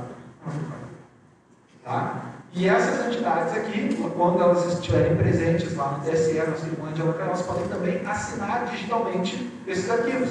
Porque isso garante que se alguém tiver que mudar alguma coisa, algum arquivo depois da cerimônia de lacração, tem que chamar de volta essas entidades para assinarem de novo esses códigos e gerar novos resumos digitais. Isso garante que o software que está rodando na eletrônica é o mesmo que foi apresentado para os partidos políticos para fazer a inspeção do código. Tá? E esses programas eles ficam disponíveis depois para verificação futura. O PSDB pediu uma auditoria em 2015, depois daquela eleição de 2014, que foi a Dilma ganhou por uma margem muito apertada do Aécio, e aí o PSDB levantou dúvidas lá, não, essa eleição foi fraudada, a gente tem números, e eles fizeram um pedido de auditoria totalmente fundamentado em fake news que foram recolhidas de mídias sociais. Tá? Como é que foi essa história aqui? O que aconteceu? Os partidos políticos têm até um mês para pedir auditoria do código, depois da eleição. O prazo legal para entrar com um pedido bem fundamentado de auditoria. Eles esperaram pacientemente passar esse período. Uma semana depois, que tinha acabado o prazo legal para fazer o pedido de auditoria, eles entraram com o pedido de auditoria no TSE. O que eu acho que eles pensaram? Eu acho que eles pensaram, vamos esperar passar o prazo, porque o TSE vai negar o pedido de auditoria, e aí a gente joga para a galera, só pedimos auditoria e não deixaram auditar. E aí joga para a população, né, para usar isso, capitalizar politicamente em cima disso. O TSE analisou o pedido, sai agora, está fora do prazo, o que vamos fazer? Deixa eles auditarem, mas eles vão pagar pela auditoria. Aí deferiram o pedido. Para deferir o pedido, os caras do PSDB ficaram se olhando e escutei agora. Não era essa a resposta que a gente queria.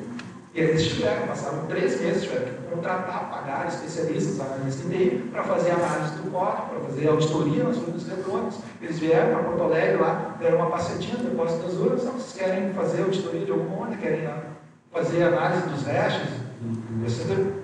Não, aqui no Rio Grande do Sul nós não vamos auditar nenhum. E foi pago. Mas eles analisaram, tiveram que fazer isso. Então, essa história de que ninguém sabe o que é, não é verdade. Dá para fazer. Tá? Os partidos políticos fazem essa análise, eles participam ativamente dessas cerimônias, dessas auditorias. Quem acha que participam, levanta a mão. Quem acha que não participam, levanta a mão. Eles não participam. O próprio PSL do Jair Bolsonaro, que encheu o saco do negócio de fraude, não participou de nenhuma auditoria dela. Mas por que eles falaram tanto? Não?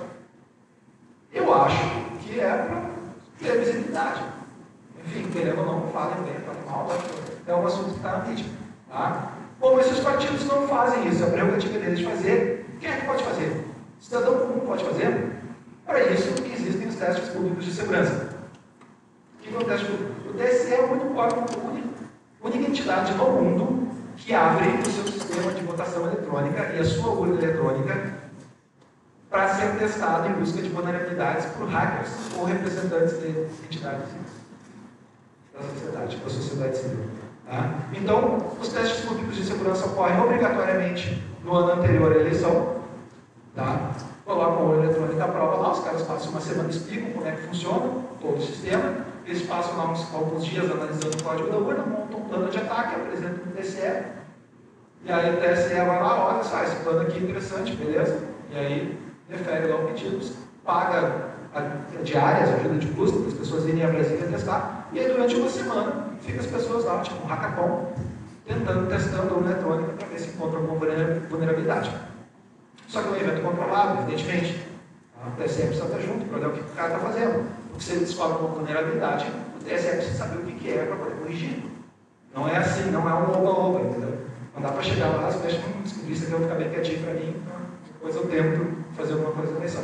É um negócio colaborativo, tá? O cara oferece estrutura, o cara testa, se encontrar alguma coisa, a gente precisa corrigir. Tá? Bom. Então, o ambiente monitorado, né? Isso aqui, a realização obrigatória está prevista em resolução, teve em 2009, 2012, 2016 e depois em 2017, que começou a ser feito no ano então, anterior à eleição, aumentaram o tempo, melhoraram a estrutura. Tá? Antes de falar sobre as vulnerabilidades que eles encontraram nos testes, tá? Eu quero explicar para vocês a diferença entre fraude e vulnerabilidade. Tá? Imagina que eu seja uma pessoa paranoica com segurança, estou montando um projeto para minha casa, e aí, lá na minha casa, eu quero segurança máxima. Tá? Então, eu tenho janelas e portas com trancas, cadeados, sensores de abertura, muro alto, cerca elétrica, portão eletrônico, câmeras de vigilância, fechaduras variadas, como sendo do mesmo tipo de fechadura, guardas armados fazendo vigilância, dentro, fora, né? Cães ferozes e alarme. Tá? Mas eu acho que não é suficiente. Então, eu contrato um especialista em segurança para fazer uma análise e apontar se existem vulnerabilidades ou alguma coisa no meu projeto.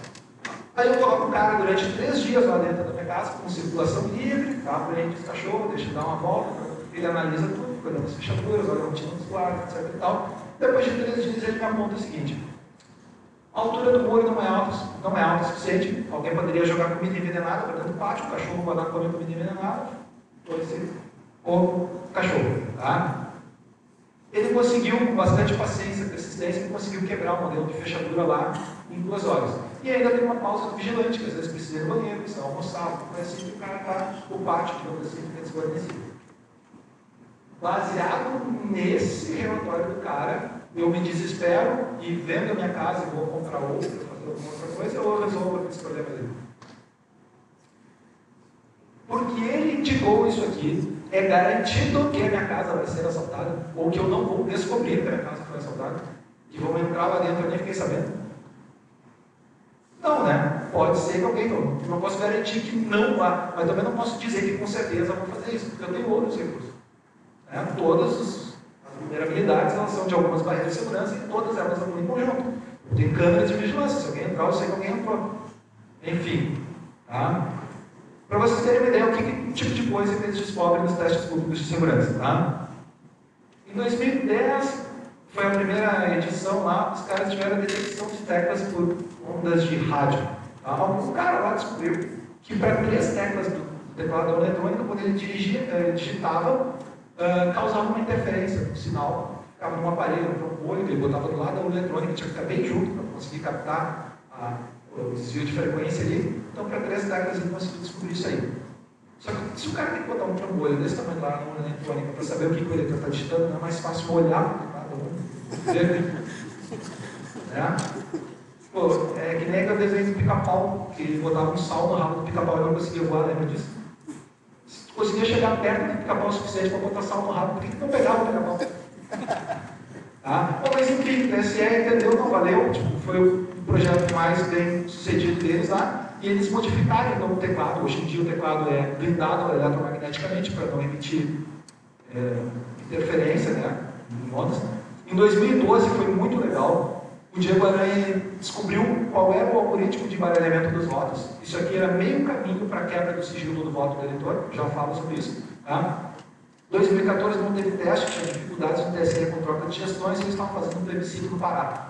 Tá? E ainda tinha necessidade de melhoria em relação a esse teste público, que é alguns apontamentos que o Diego Aranha fez. Eu queria uma estrutura melhor, mais tempo para pesquisar, os caras tiveram que repensar o modelo então, do teste público. 2016 teve ataque ao áudio da urna, digitação do eixo de urna, no código verificador. Vou falar rapidamente sobre cada um deles aqui.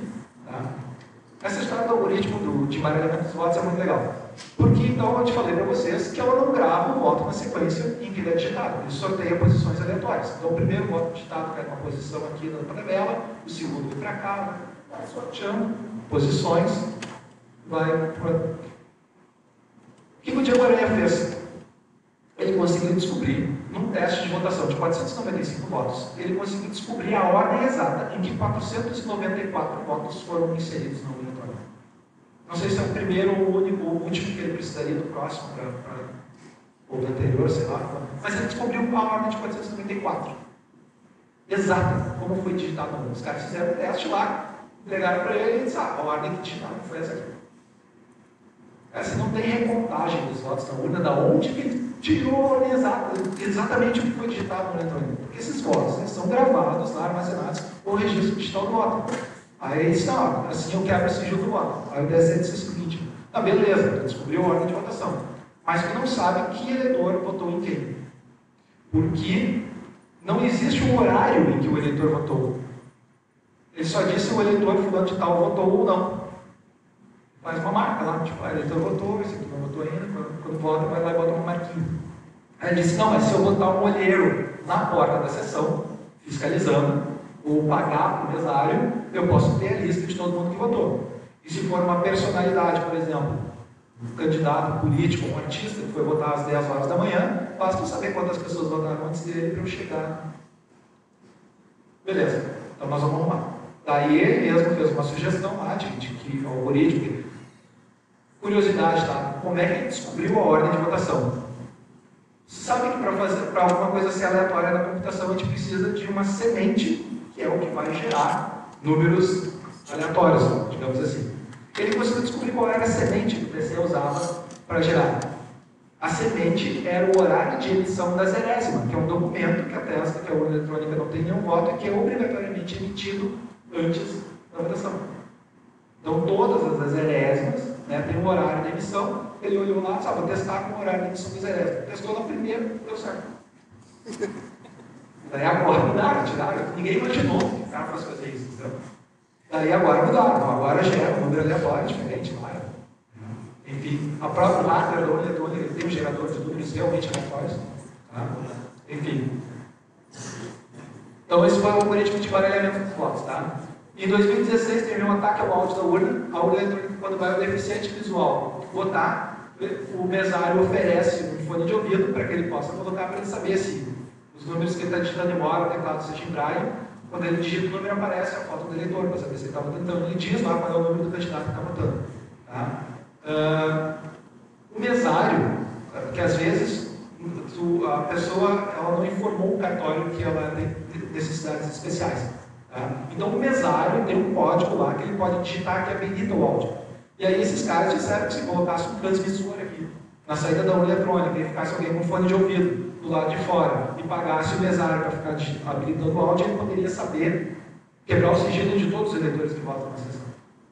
Daí o que o TSE fez para arrumar? Bom, beleza. Colocou um aviso na tela da urna que diz assim, áudio habilitado. Então se vocês não são deficientes visuais, mas se estiverem votando e tiver escrito áudio habilitado, vocês podem ir lá e pegar o mesário pelo pescoço, porque ele habilitou o áudio por algum motivo. Além disso, a traseira da urna eletrônica aqui, ó, ela é aberta para quem quiser ver. Então, se tivesse alguma coisa plugada aqui, daria para ver que tem um receptor aí. Essa aqui tipo, é um cobertor curto, que não tem muito o que fazer. Ou tira essa questão da acessibilidade do eleitor, ou acha até que a solução que o TSE mandou é razoável.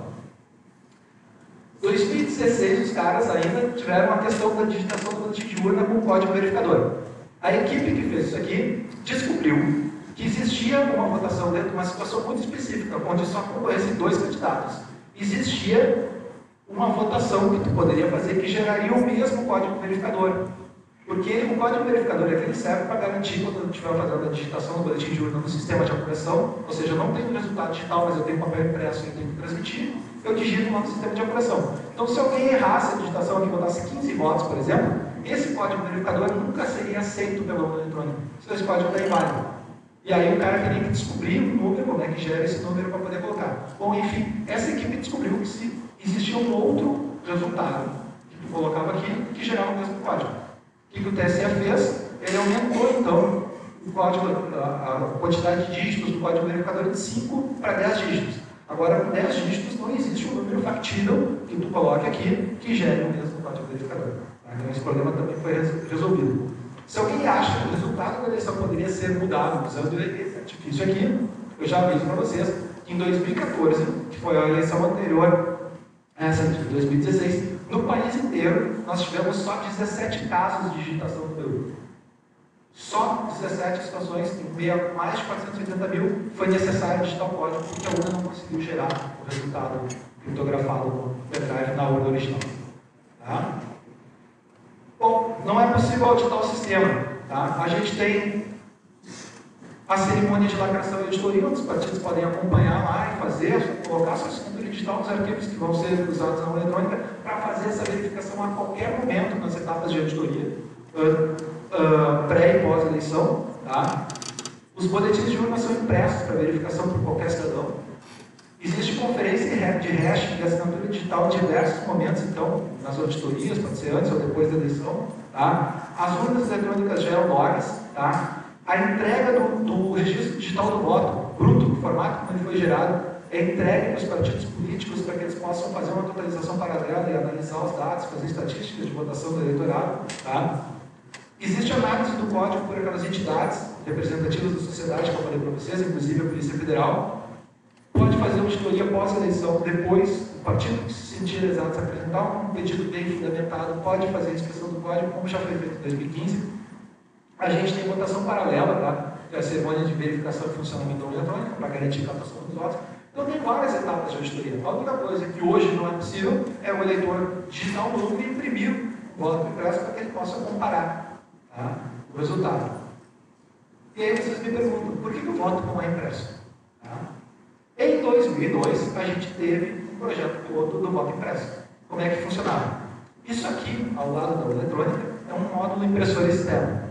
Basicamente, o eleitor digita o voto ali, ele imprime atrás daquele display de acrílico ou a sequência de votação da pessoa. E ela pode comparar com o resumo na tela para saber se o resultado estava certo ou não. Ah, não é o que eu queria digitar, corrige, vota de novo. E assim vai indo. Se errasse por 3 vezes, a urna parava, esse eleitor era levado até uma urna de lona para votar em papel, porque a urna estava sob suspeita de fraude. Se o eleitor errasse a ordem de votação 3 vezes e não concordasse, porque estava impresso, ele podia corrigir e tentar de novo. Até que ele era levado para votar em papel. Tá? Então o voto ele era impresso, o eleitor visualizava o conteúdo, mas não tinha contato com o papelzinho. Por que não pode ter contato com o papelzinho? Senão ele pega aquele papel, ele leva embora e entrega para o candidato. Ó, o candidato que compra votos, ó, votei em ti. Não dá para o eleitor levar. Quem acha que vota, se numa eventualidade de ter o voto impresso, quem acha que o eleitor vai levar o voto em casa para ter a garantia, como se fosse um extrato de banco, está muito enganado. Aliás, para que serviria isso? De que adiantaria o eleitor levar o papelzinho em casa? Ah, não, mas eu tenho certeza que ela registrou o voto corretamente. Por quê? Por que tem certeza? Meio complicado isso aí, né? Ah, mas dá para contar depois com fiscalização. Bom, contando depois, fazendo uma auditoria por amostragem, eu poderia contar todos os votos em papel para saber se ia de acordo com o resultado eletrônico que foi emitido para aquela urna. Só que a gente volta naqueles problemas das manipulações do papel que existia antes. Tá? E aí, se eu tiver um resultado divergente alguém conseguir sumir com 2 papeizinhos, ou trocar 2 ou 3 papeizinhos, eu tenho o resultado da contagem em papel, outro resultado eletrônico, qual é o resultado que vale? Ou de papel ou eletrônico. Ou não vale nenhum dos dois, eu anulo aquela sessão. Quem é que acha que vale de papel? Levanta a mão. Quem é que acha que vale o eletrônico? Quem é que acha que tem que anular a sessão porque deu diferença? O problema do anular a sessão porque deu a diferença seria o caminho mais fácil para eu fraudar uma eleição. Porque aí, se eu tenho um candidato, o meu adversário tem muito mais voto que eu vou lá, consulto 2 papelzinhos e alego, não, aqui está errado. Vamos anular o resultado dessa sessão aqui. Então a gente tem um problema jurídico nessa história. Tá? Além disso, tá?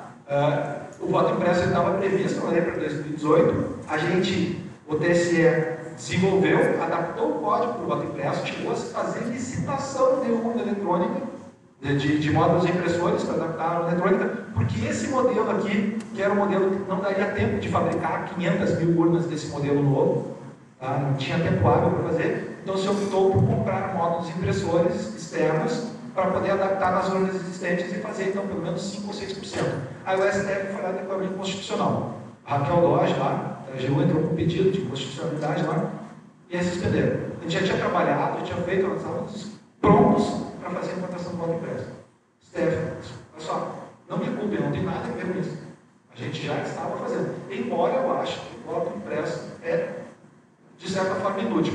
Inútil por quê? Porque ele passa uma falsa sensação de perfeição e segurança, e é um impacto meramente tranquilizador nas pessoas. Tá? Qual é o problema de segurança que o voto impresso resolve? Nenhum. Eu só descubro que tem um problema depois que o problema aconteceu. Não é mais fácil a gente investir na análise do código e garantir que o software está funcionando certo? Vocês conhecem algum administrador de banco de dados que imprime todas as transações do banco de dados em papel para verificar depois, porque é o único jeito seguro que ele tem de garantir que o banco de dados está funcionando direitinho?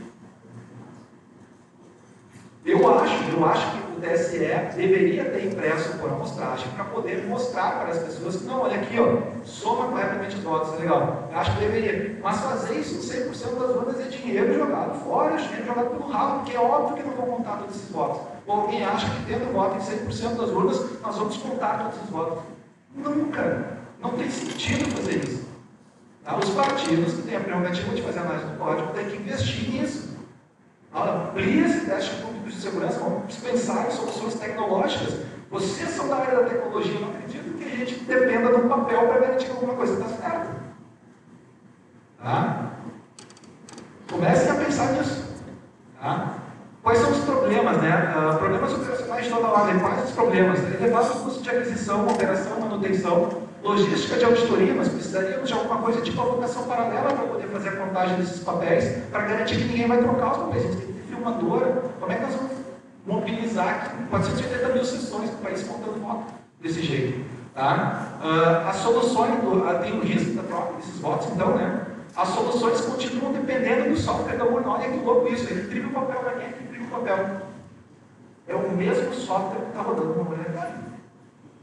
Tá? E aí tem gente que acha que o impacto é 1 bilhão para implantar o voto impresso. Não pode ser tanto. A gente fez um estudo aqui com 190 mil, dá para comprar impressoras de cupom fiscal, aquelas adaptadas na urna eletrônica. Não dá para fazer isso. Não é assim que funciona. A impressora que eu tenho, ela precisa ter requisitos de criptografia e segurança, certificados digitais, etc. e tal, para que ela só aceite, por exemplo, ter algum mecanismo de troca de chaves, para que a impressora só aceite imprimir alguma coisa que veio dentro do software oficial da urna eletrônica. Da mesma forma que a urna eletrônica só pode imprimir em uma impressora certificada, porque eu preciso garantir que ela vai imprimir o que eu mandei ela imprimir. Vocês concordam comigo com esse problema de segurança? Tá? Então tem todas essas questões aqui. Tá? Só em papel nós gastaríamos quase 18 milhões de reais por eleição, por turno de eleição, fazendo isso aqui. Tá? Mais a logística de transferir essas urnas que vão ser auditadas para um lugar com ambiente controlado, vamos auditar quantas? 3%, 2%? Não sei, mas é muita urna, 500 mil urnas no país praticamente. Tá? Qual é o ponto discutível no processo atual? Fraca atuação das entidades legitimadas. A Polícia Federal analisa o código, mas os partidos não analisam. Por que os partidos não analisam o código? Porque eles têm certeza certeza que funciona, gente. Eles não querem gastar o dinheiro do fundo partidário contratando um especialista em segurança para fazer análise do código. Como é que eles fazem? Eles transferem o custo para a população. Um plano maravilhoso de fazer 100% das urnas com voto impresso. Quem é que paga essa conta? O contribuinte. Eles não querem tirar a grana que eles deveriam do fundo partidário para fazer isso. Porque eles têm certeza que somam corretamente os votos. Ah, mas a população não acredita, beleza, então eu vou dar voto impresso para todo mundo. Bem complicado isso. Tá? Eu acho que tem que fazer análise e inspeção do código e ampliar os testes públicos de segurança, que são os momentos em que a gente descobre coisas relevantes, vulnerabilidades, e todas essas vulnerabilidades que são descobertas nos testes públicos de segurança, elas são corrigidas ainda no mesmo ano antes da eleição. Certo?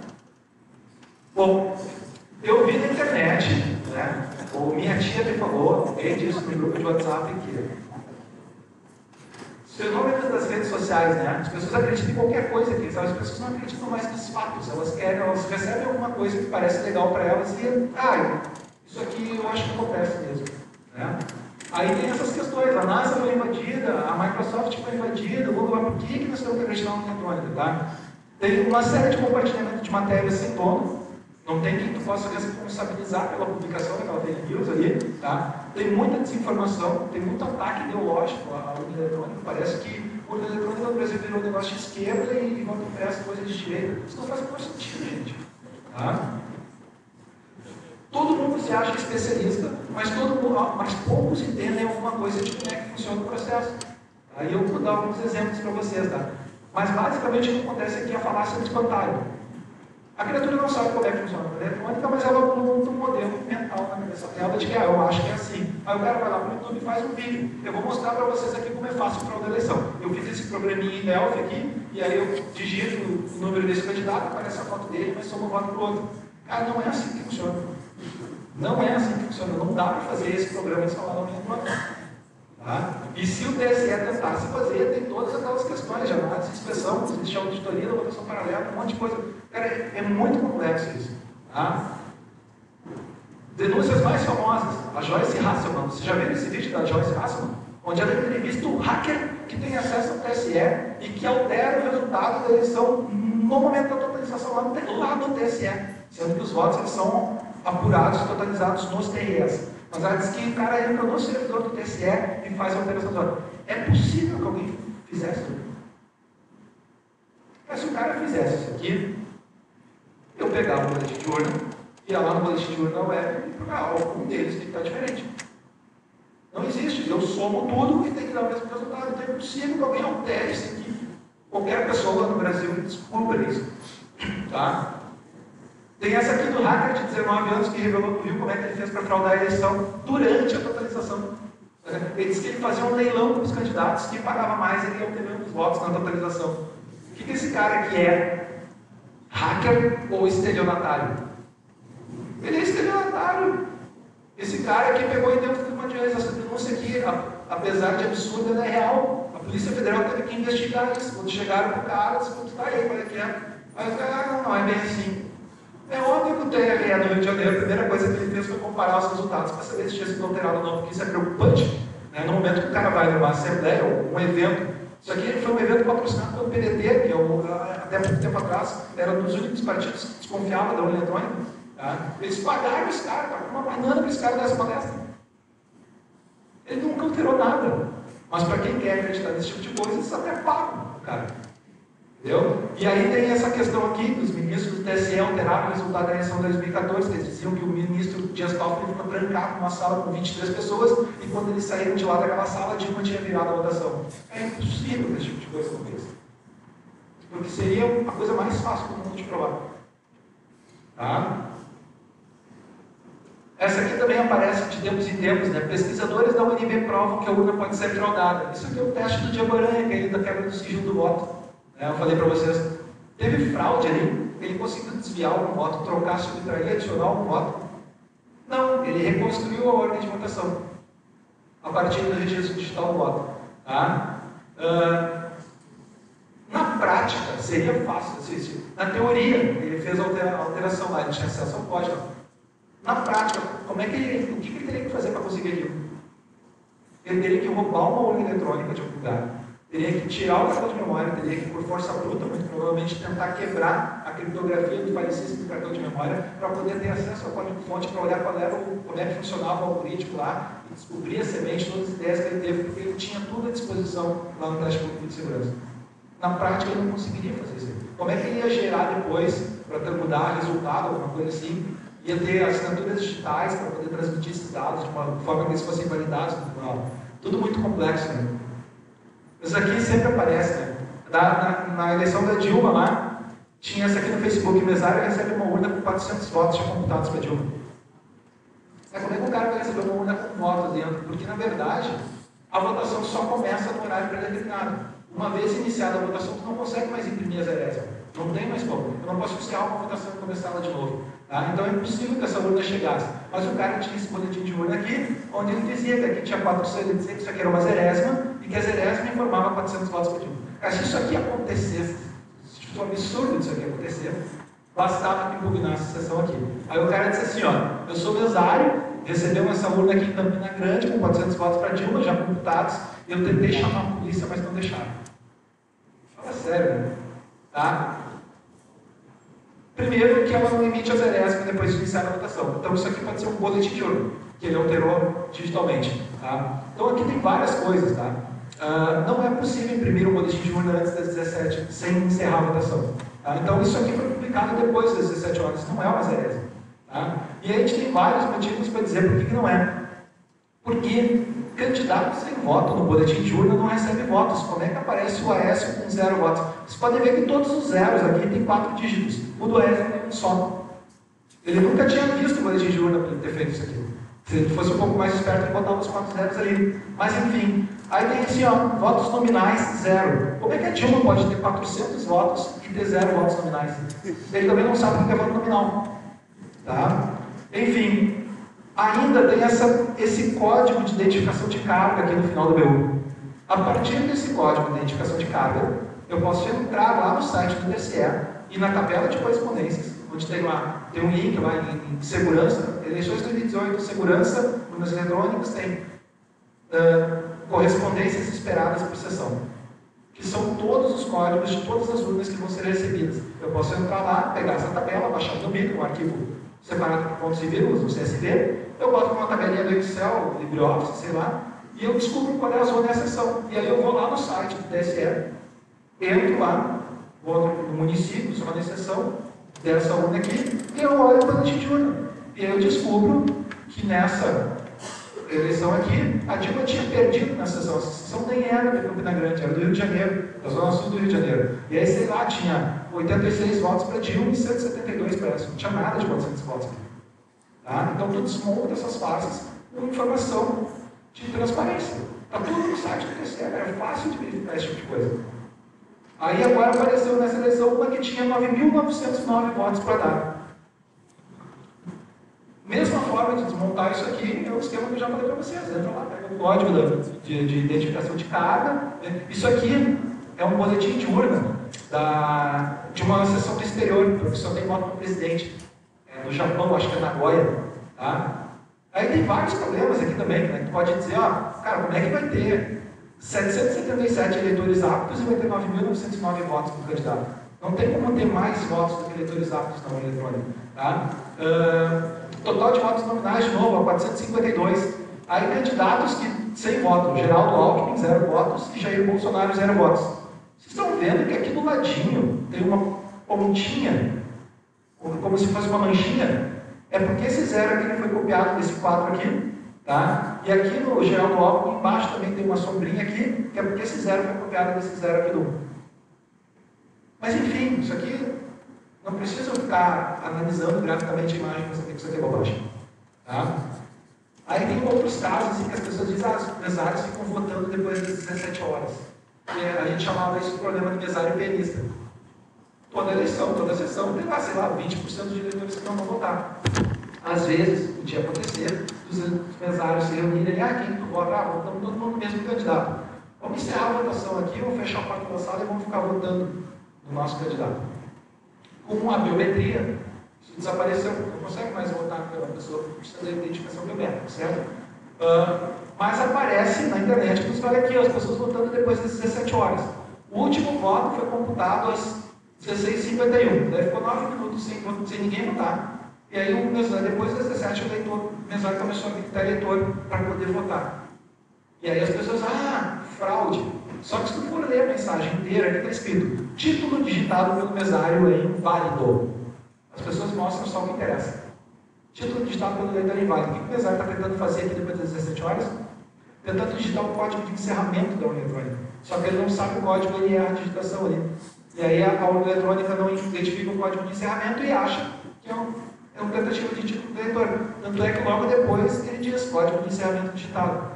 Então, para quem não conhece, esse tipo de coisa aqui causa uma certa preocupação, mas não é verdade. Tá?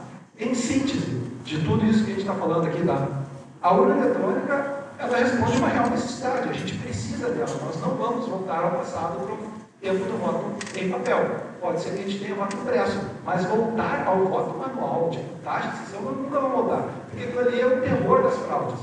Nós temos 22 anos e não temos uma denúncia de fraude comprovada. É um sistema robusto. Não existe perfeição, principalmente em termos de tecnologia e segurança. Tá? A melhoria contínua é imperativa, a gente tem que estar sempre trabalhando, tem que estar cuidando. Por isso que a gente tem tantos mecanismos de verificação, validação e auditoria. Tá? O paradigma agora é eletrônico. Tá? Pensem em soluções tecnológicas e eletrônicas para resolver o problema da segurança. É um pedido que eu faço para vocês, que são o futuro da tecnologia do país. Tá? Dúvidas? Fiquem à vontade. Mano?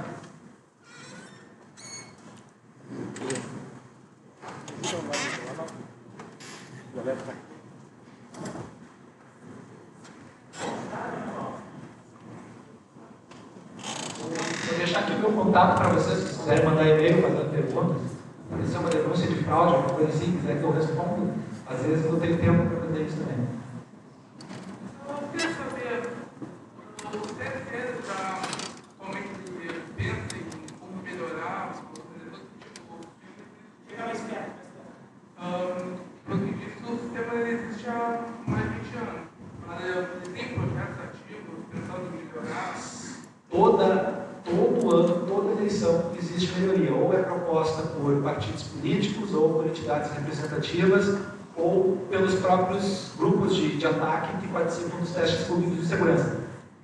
Embora a urna eletrônica, a carcaça dela pareça mesmo desde 1996, o software teve uma evolução gigantesca. Tanto é que em 2002 a gente usava o Windows CE na urna eletrônica. Em 2004 passaram a usar Linux. Então, de 2004 para cá, a base do sistema é a mesma. Mas sempre tem aperfeiçoamentos, está sempre em evolução.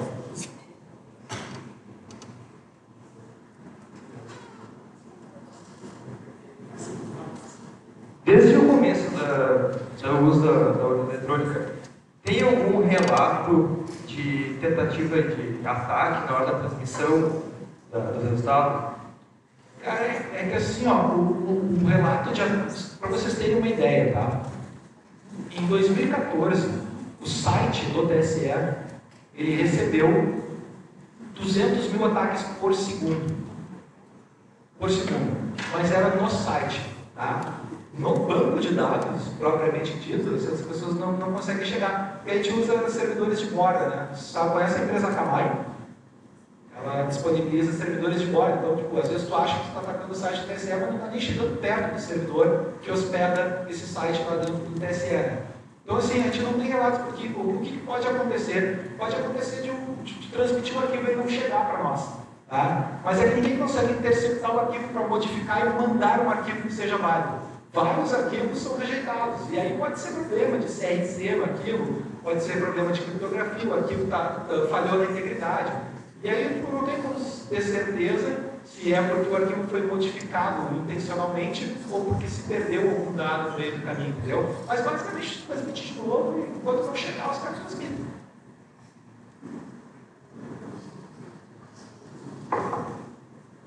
Acabei de lembrar de uma dúvida. Já aconteceu de, quando tiver correção no horário, retirarem o chip, que são no pendrive, onde são guardados fotos fotografadas? Tu diz durante a votação? Se alguém tentar fazer isso, a urna trava. Ela tem aqueles lacres de segurança que só podem ser rompidos ao final da votação para tirar um pendrive que vai ser transmitido. Os cartões de memória, que são cartões de flashcard, tem 2 dentro da urna. Um com acesso externo e outro com acesso que não tem acesso, que é o flash interno que a gente chama. Tá? Basicamente, de um dos dois a gente consegue recuperar o resultado. Se tu tentar tirar o cartão desse aí, a urna trava na hora. Então, tipo, é difícil ter um ataque, alguma coisa assim, que o cara consiga fazer alguma coisa. Não, obviamente não é comum, né? Já aconteceu o relato de tentar acertar essa partida da outra, acontece bastante. Não, tem muito ataque de eleitor que quebra o eletrônico. Teve um caso aí que o cara deu uma marretada, o outro que jogou gasolina no eletrônico, tirou fogo. Então tem várias fotos para internet, se vocês procurarem aí, tem gente indignada, não confio na eletrônica, o cara vai lá botar fogo. Tá? Mas geralmente nessas situações aí, tira o cartão de memória de dentro, bota para o urna e segue vai. Tipo, não impede a votação. Tem casos bizarros assim, mas assim, fraude de tentativa que a Polícia Federal tem que investigar para saber o que aconteceu, nunca teve.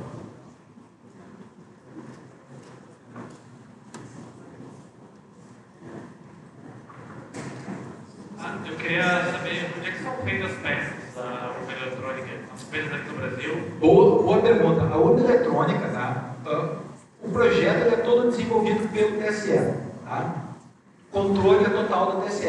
Só que o TSE é um tribunal, né? Não é uma fábrica de urnas eletrônicas. Embora tenha desenvolvido o projeto, a gente tem que licitar esse projeto, passar por um processo de licitação e a empresa que tiver tecnologia e o melhor preço acaba fabricando. Quem fabrica as urnas eletrônicas atualmente no Brasil, acho que desde 2004, é a Diebold, que é a mesma que faz os caixas eletrônicos da maioria dos bancos que vocês utilizam. Tá? Ela tem a tecnologia, conhecimento, know-how para fazer uma eletrônica da maneira como o nosso projeto, com as especificações técnicas e requisitos de segurança que o TSE impõe. E ela obrigatoriamente tem que ser fabricada dentro do Brasil. Mas óbvio que alguns componentes vêm da Ásia, né? Com praticamente tudo, chip, alguma coisa assim. Alguns chips têm que vir do exterior, não tem essa fabricação. Mas a urna é fabricada dentro do território nacional. Eu também queria saber se vocês levam as urnas para os outros países. Boa pergunta. As pessoas dizem assim, vários países rejeitaram a urna eletrônica brasileira. Tá? Não tem como o país ter rejeitado a urna eletrônica brasileira porque ela nunca foi oferecida para ser vendida, digamos assim, para os países. O que acontece, eventualmente já aconteceu, por exemplo, a primeira urna eletrônica que a gente teve, que é uma urna muito ruim, foi o primeiro protótipo, basicamente assim, que é a urna modelo 1996, a gente teve que descontinuar ela por vários problemas. O hardware era fraco, na época se usava disquete, 2 disquetes, não tinha cartão de memória, ela imprimia voto, dava problema para a impressora direto, as guilhotinas que tinham que cortar o papel do voto. Primeira eleição ela tinha voto impresso, tá? Embora o eleitor não enxergasse o que ele estava votando, e aí dava problema. Assim, era uma urna muito fraca, mecanicamente falando. E aí, como trocaram todas as urnas, não tinha mais o que fazer com aquelas urnas em 1996, o Paraguai perguntou lá se eles não queriam doar. Só que, a gente doou essas urnas eletrônicas para o Paraguai, mas eles, quando começaram a testar, se deram conta que o hardware era fraco e já estavam velhas. Isso foi, acho que em 2000 e pouco, 2002.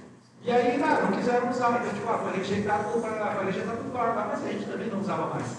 E em algumas situações a gente fez um acordo de cooperação com a Argentina, onde a gente emprestou urnas eletrônicas para eles fazerem eleições locais não sei se era lá na Argentina não é estado, eles têm comarca também. Bom, enfim, a gente emprestou para fazer algumas eleições locais. Só que é complicado, porque o modelo do processo de votação deles é diferente. Vou dar um exemplo assim, curioso.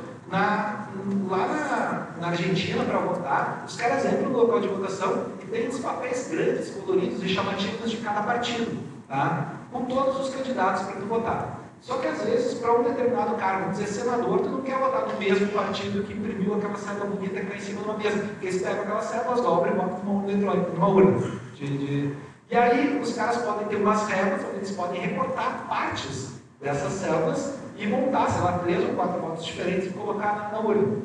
Na hora de adaptar o software para fazer esse tipo de coisa, o cara digitava, você quer digitar o voto para presidente, o cara botava lá o nome do partido do presidente. Aí depois ela perguntava, você quer cortar o voto? Aí o cara, porque isso é tradicional. Aí eles respondiam que sim. Aí ele perguntava, agora qual é o voto? Então, tipo, tinha uma série de comunicadores aí. E um modelo que era de urna eletrônica com números ali, não se presta muito para isso. Se eu voto em lista fechada, eu voto em partidos, não é mais fácil tu exibir os partidos que tem na tela e tu com tanto screen clicar em cima do partido que tu quer. Como é que a gente vai fazer isso, por exemplo, no Brasil, que tem 35 partidos? E a gente tem que votar nos candidatos que vão no partido, com a lista fechada. Bom, então, tipo, tem várias situações aí que complicam isso. Por isso que os partidos não tem como a gente pegar a nossa urna e implantar e os caras adaptarem. Não é um software de prateleira que tira e adapta em qualquer lugar. Mas eu gostei da resposta, mas a pergunta era mais outra. Eu queria saber, por exemplo, pessoas que moram em outros países. Ah, sim, não.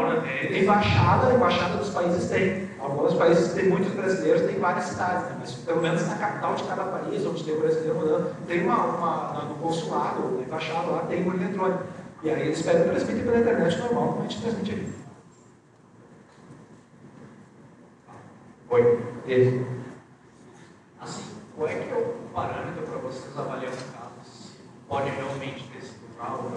Por exemplo, nós vimos que teve N vídeos e qual é o parâmetro de, bom, esse eu vou investigar ou não? Tem um vídeo do cara levando uma urna embora no carro. Tá. Olha só, esses vídeos, quando a gente vê assim, foi parada uma caminhonete com urnas, eu vi uma matéria disso aí, uma urna que tinha 81% dos votos por mandado, né, antes da eleição. Primeiro que a gente que entende lá dentro como é que as coisas funcionam sabe que isso foi viável, não tem como a urna ter 81%. Como é que o cara sabe que tem 81% dos votos? Vamos começar por aí. Pense, como é que a pessoa sabe que tem 81% dos votos para dar numa urna se nem chegou no dia da eleição? Não tem de onde o cara tem que ter inventado essa informação. Mas, de qualquer forma, existe uma foto de urnas eletrônicas numa caminhonete. Daí a gente nem pergunta. Cara, esse caso aí eram urnas eletrônicas que estavam sendo transportadas para o local de votação lá no Amazonas, e aí o carro ele parou numa barreira dessas de rotina que a polícia militar lá no estado do Amazonas faz. E aí um dos policiais militares que estava ali achando visitado, tirou uma foto das urnas eletrônicas. E aí manda para alguém que pega e diz, nossa, urnas eletrônicas pararam uma barreira da polícia militar e tinha votos para não sei quem lá dentro. E aí esse cara nós tomamos uma proporção que não tem que fazer isso. Mas evidentemente que sempre que aparece a gente investiga. O eleitor que diz, cara, nós perdemos muito tempo tentando entender o que estava acontecendo com os eleitores que diziam que não aparecia a foto dele. E porque, ele não gravou o meu voto. E aí, uma das coisas, analisando, o TRE do Espírito Santo analisou 1000 denúncias. Passou uma semana analisando 1000 denúncias de boletim de ocorrência que foram feitas em delegacia de eleitores que argumentavam. E aí, tentando entender o que estava acontecendo, por que a pessoa achava que o voto para presidente que tinha gravado, eles se deram conta do seguinte: quando tu digita para cada cargo, a urna ela faz um pipizinho curto, sonoro, para te ter um feedback sonoro de que o teu voto para aquele candidato foi registrado.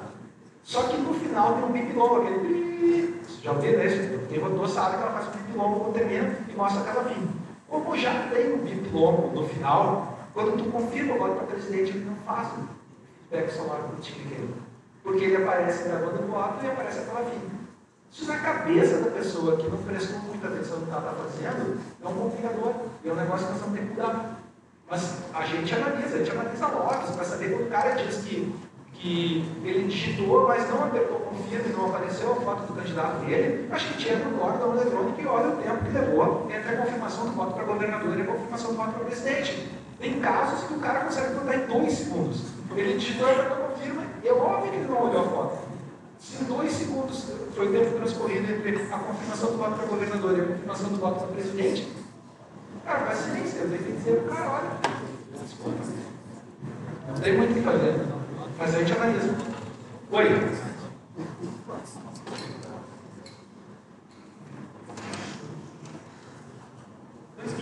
2 cliques rapidinho.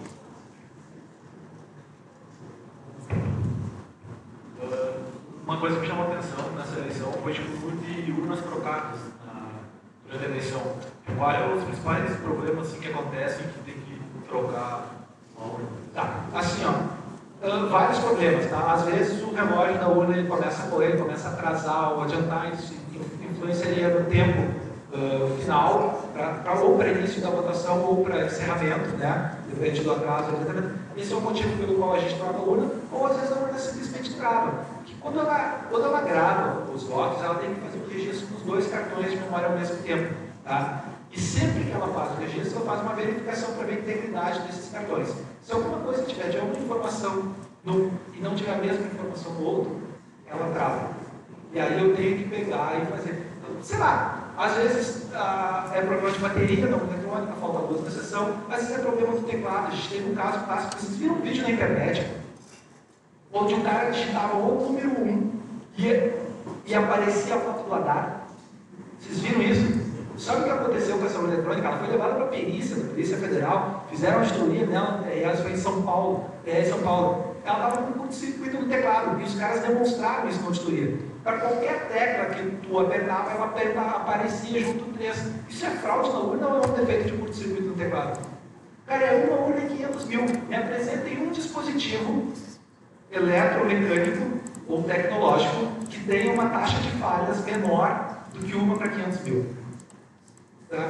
É complicado, mas acontece, só que as pessoas passam isso adiante como se fosse fraude. Tá? Mas nesse caso aí, logo no início da manhã, quando os primeiros eleitores começaram a reclamar que estava com esse problema, os caras foram lá e constataram, não, realmente está com problema, vamos trocar a urna eletrônica. E aí pegaram e substituíram, certo? Vai, manda para conserto. Enfim, isso acontece. Tá? A gente tem uma taxa de troca de urnas eletrônicas de aproximadamente 0,5%. Tá? Só que a gente tem o modelo mais antigo de urna eletrônica que a gente tem para votação aqui no estado é a urna eletrônica 2009. Tem várias 2013 e 2015, tá? Mas 2009 é a mais antiga. E essas urnas 2009, quase 10 anos de uso, elas tendem a apresentar uma taxa de erros menor. Mas sempre está na casa do 0,5%. No momento da instalação do software da urna eletrônica, é monitorado? Isso é analisado e certificado por cliente? Tudo fica no log da urna eletrônica. Desde o momento que começa a instalação do sistema lá, agora que ela vai ligada, que é ativo o registro de log, ela vai deixando um rastro no log da urna eletrônica para a gente saber. Tá? E essas cerimônias de geração de vídeos, de carga, elas podem ser auditadas pelos fiscais dos partidos políticos e os cartórios convocam o MP e a OAB para participar dessas cerimônias de geração de vídeos de carga de urna, para que alguém, e isso é publicado em edital no cartório, dizendo o horário que vai acontecer esse processo. Com base na tabela de correspondências, aquela que a gente publica na internet dos partidos para fazer isso, eles conseguem descobrir se alguma urna eletrônica foi carregada, foi dado carga nela num horário fora do horário que estava previsto para a cerimônia de carga. E aí, se eles quiserem provocar dizendo essa urna aqui tem que ser iluminada, beleza, vai para a apreciação do juiz eleitoral lá. Mas tudo é fiscalizado, toda a carga de urna ela ocorre dentro de uma cerimônia de auditoria. Eu gostaria de saber também se tem como a gente participar daquele hackathon, como faria para participar dele. É muito importante isso, tá? Testes públicos de segurança, tá? No site do TSE, ali por novembro ou dezembro, eles já anunciam as inscrições, tá? Em 2017 ele ocorreu no final do ano, tá? Em dezembro, e aí depois tem um novo teste de validação em maio, para ver se as coisas que os caras apontaram foram efetivamente corrigidas, tá? Mas ele ocorre ali, em dezembro tem abrem as inscrições, tu comparece lá no TSE ou assiste pela internet mesmo como é que é o funcionamento, os caras explicam tudo, como é que funciona a eletrônica, mas uma palestra mais ou menos como essa, para vocês entenderem como é que é o processo eleitoral. E aí depois tu apresenta um projeto, faz análise do código lá, apresenta um projeto e o TSE seleciona os melhores, os mais interessantes. É porque senão tem que ter uma seleção. Porque senão aparecem os caras com as ideias absurdas. Eu vou jogar ácido na urna eletrônica para provar que não é possível recuperar o resultado depois. Cara, isso não precisa fazer, a gente já sabe que é assim. Né? Então, tipo, se é alguma coisa interessante, beleza. Tanto é que esse ano teve a equipe de Aranha voltou. E teve a equipe da Polícia Federal também. Os caras tentam fazer engenharia reversa da criptografia da urna e tal. É bem legal, mas cara, assim, geralmente o pessoal monta uma equipe, né? São caras bons. O Diego Aranha, ele é doutor em criptografia, ele é bem bom mesmo. Ele descobriu coisas muito interessantes, ajudou muito a gente. Agora, a pena é que agora ele foi embora do Brasil, está dando aula na Dinamarca.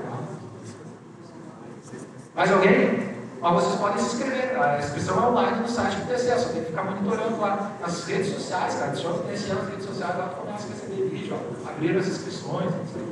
Né?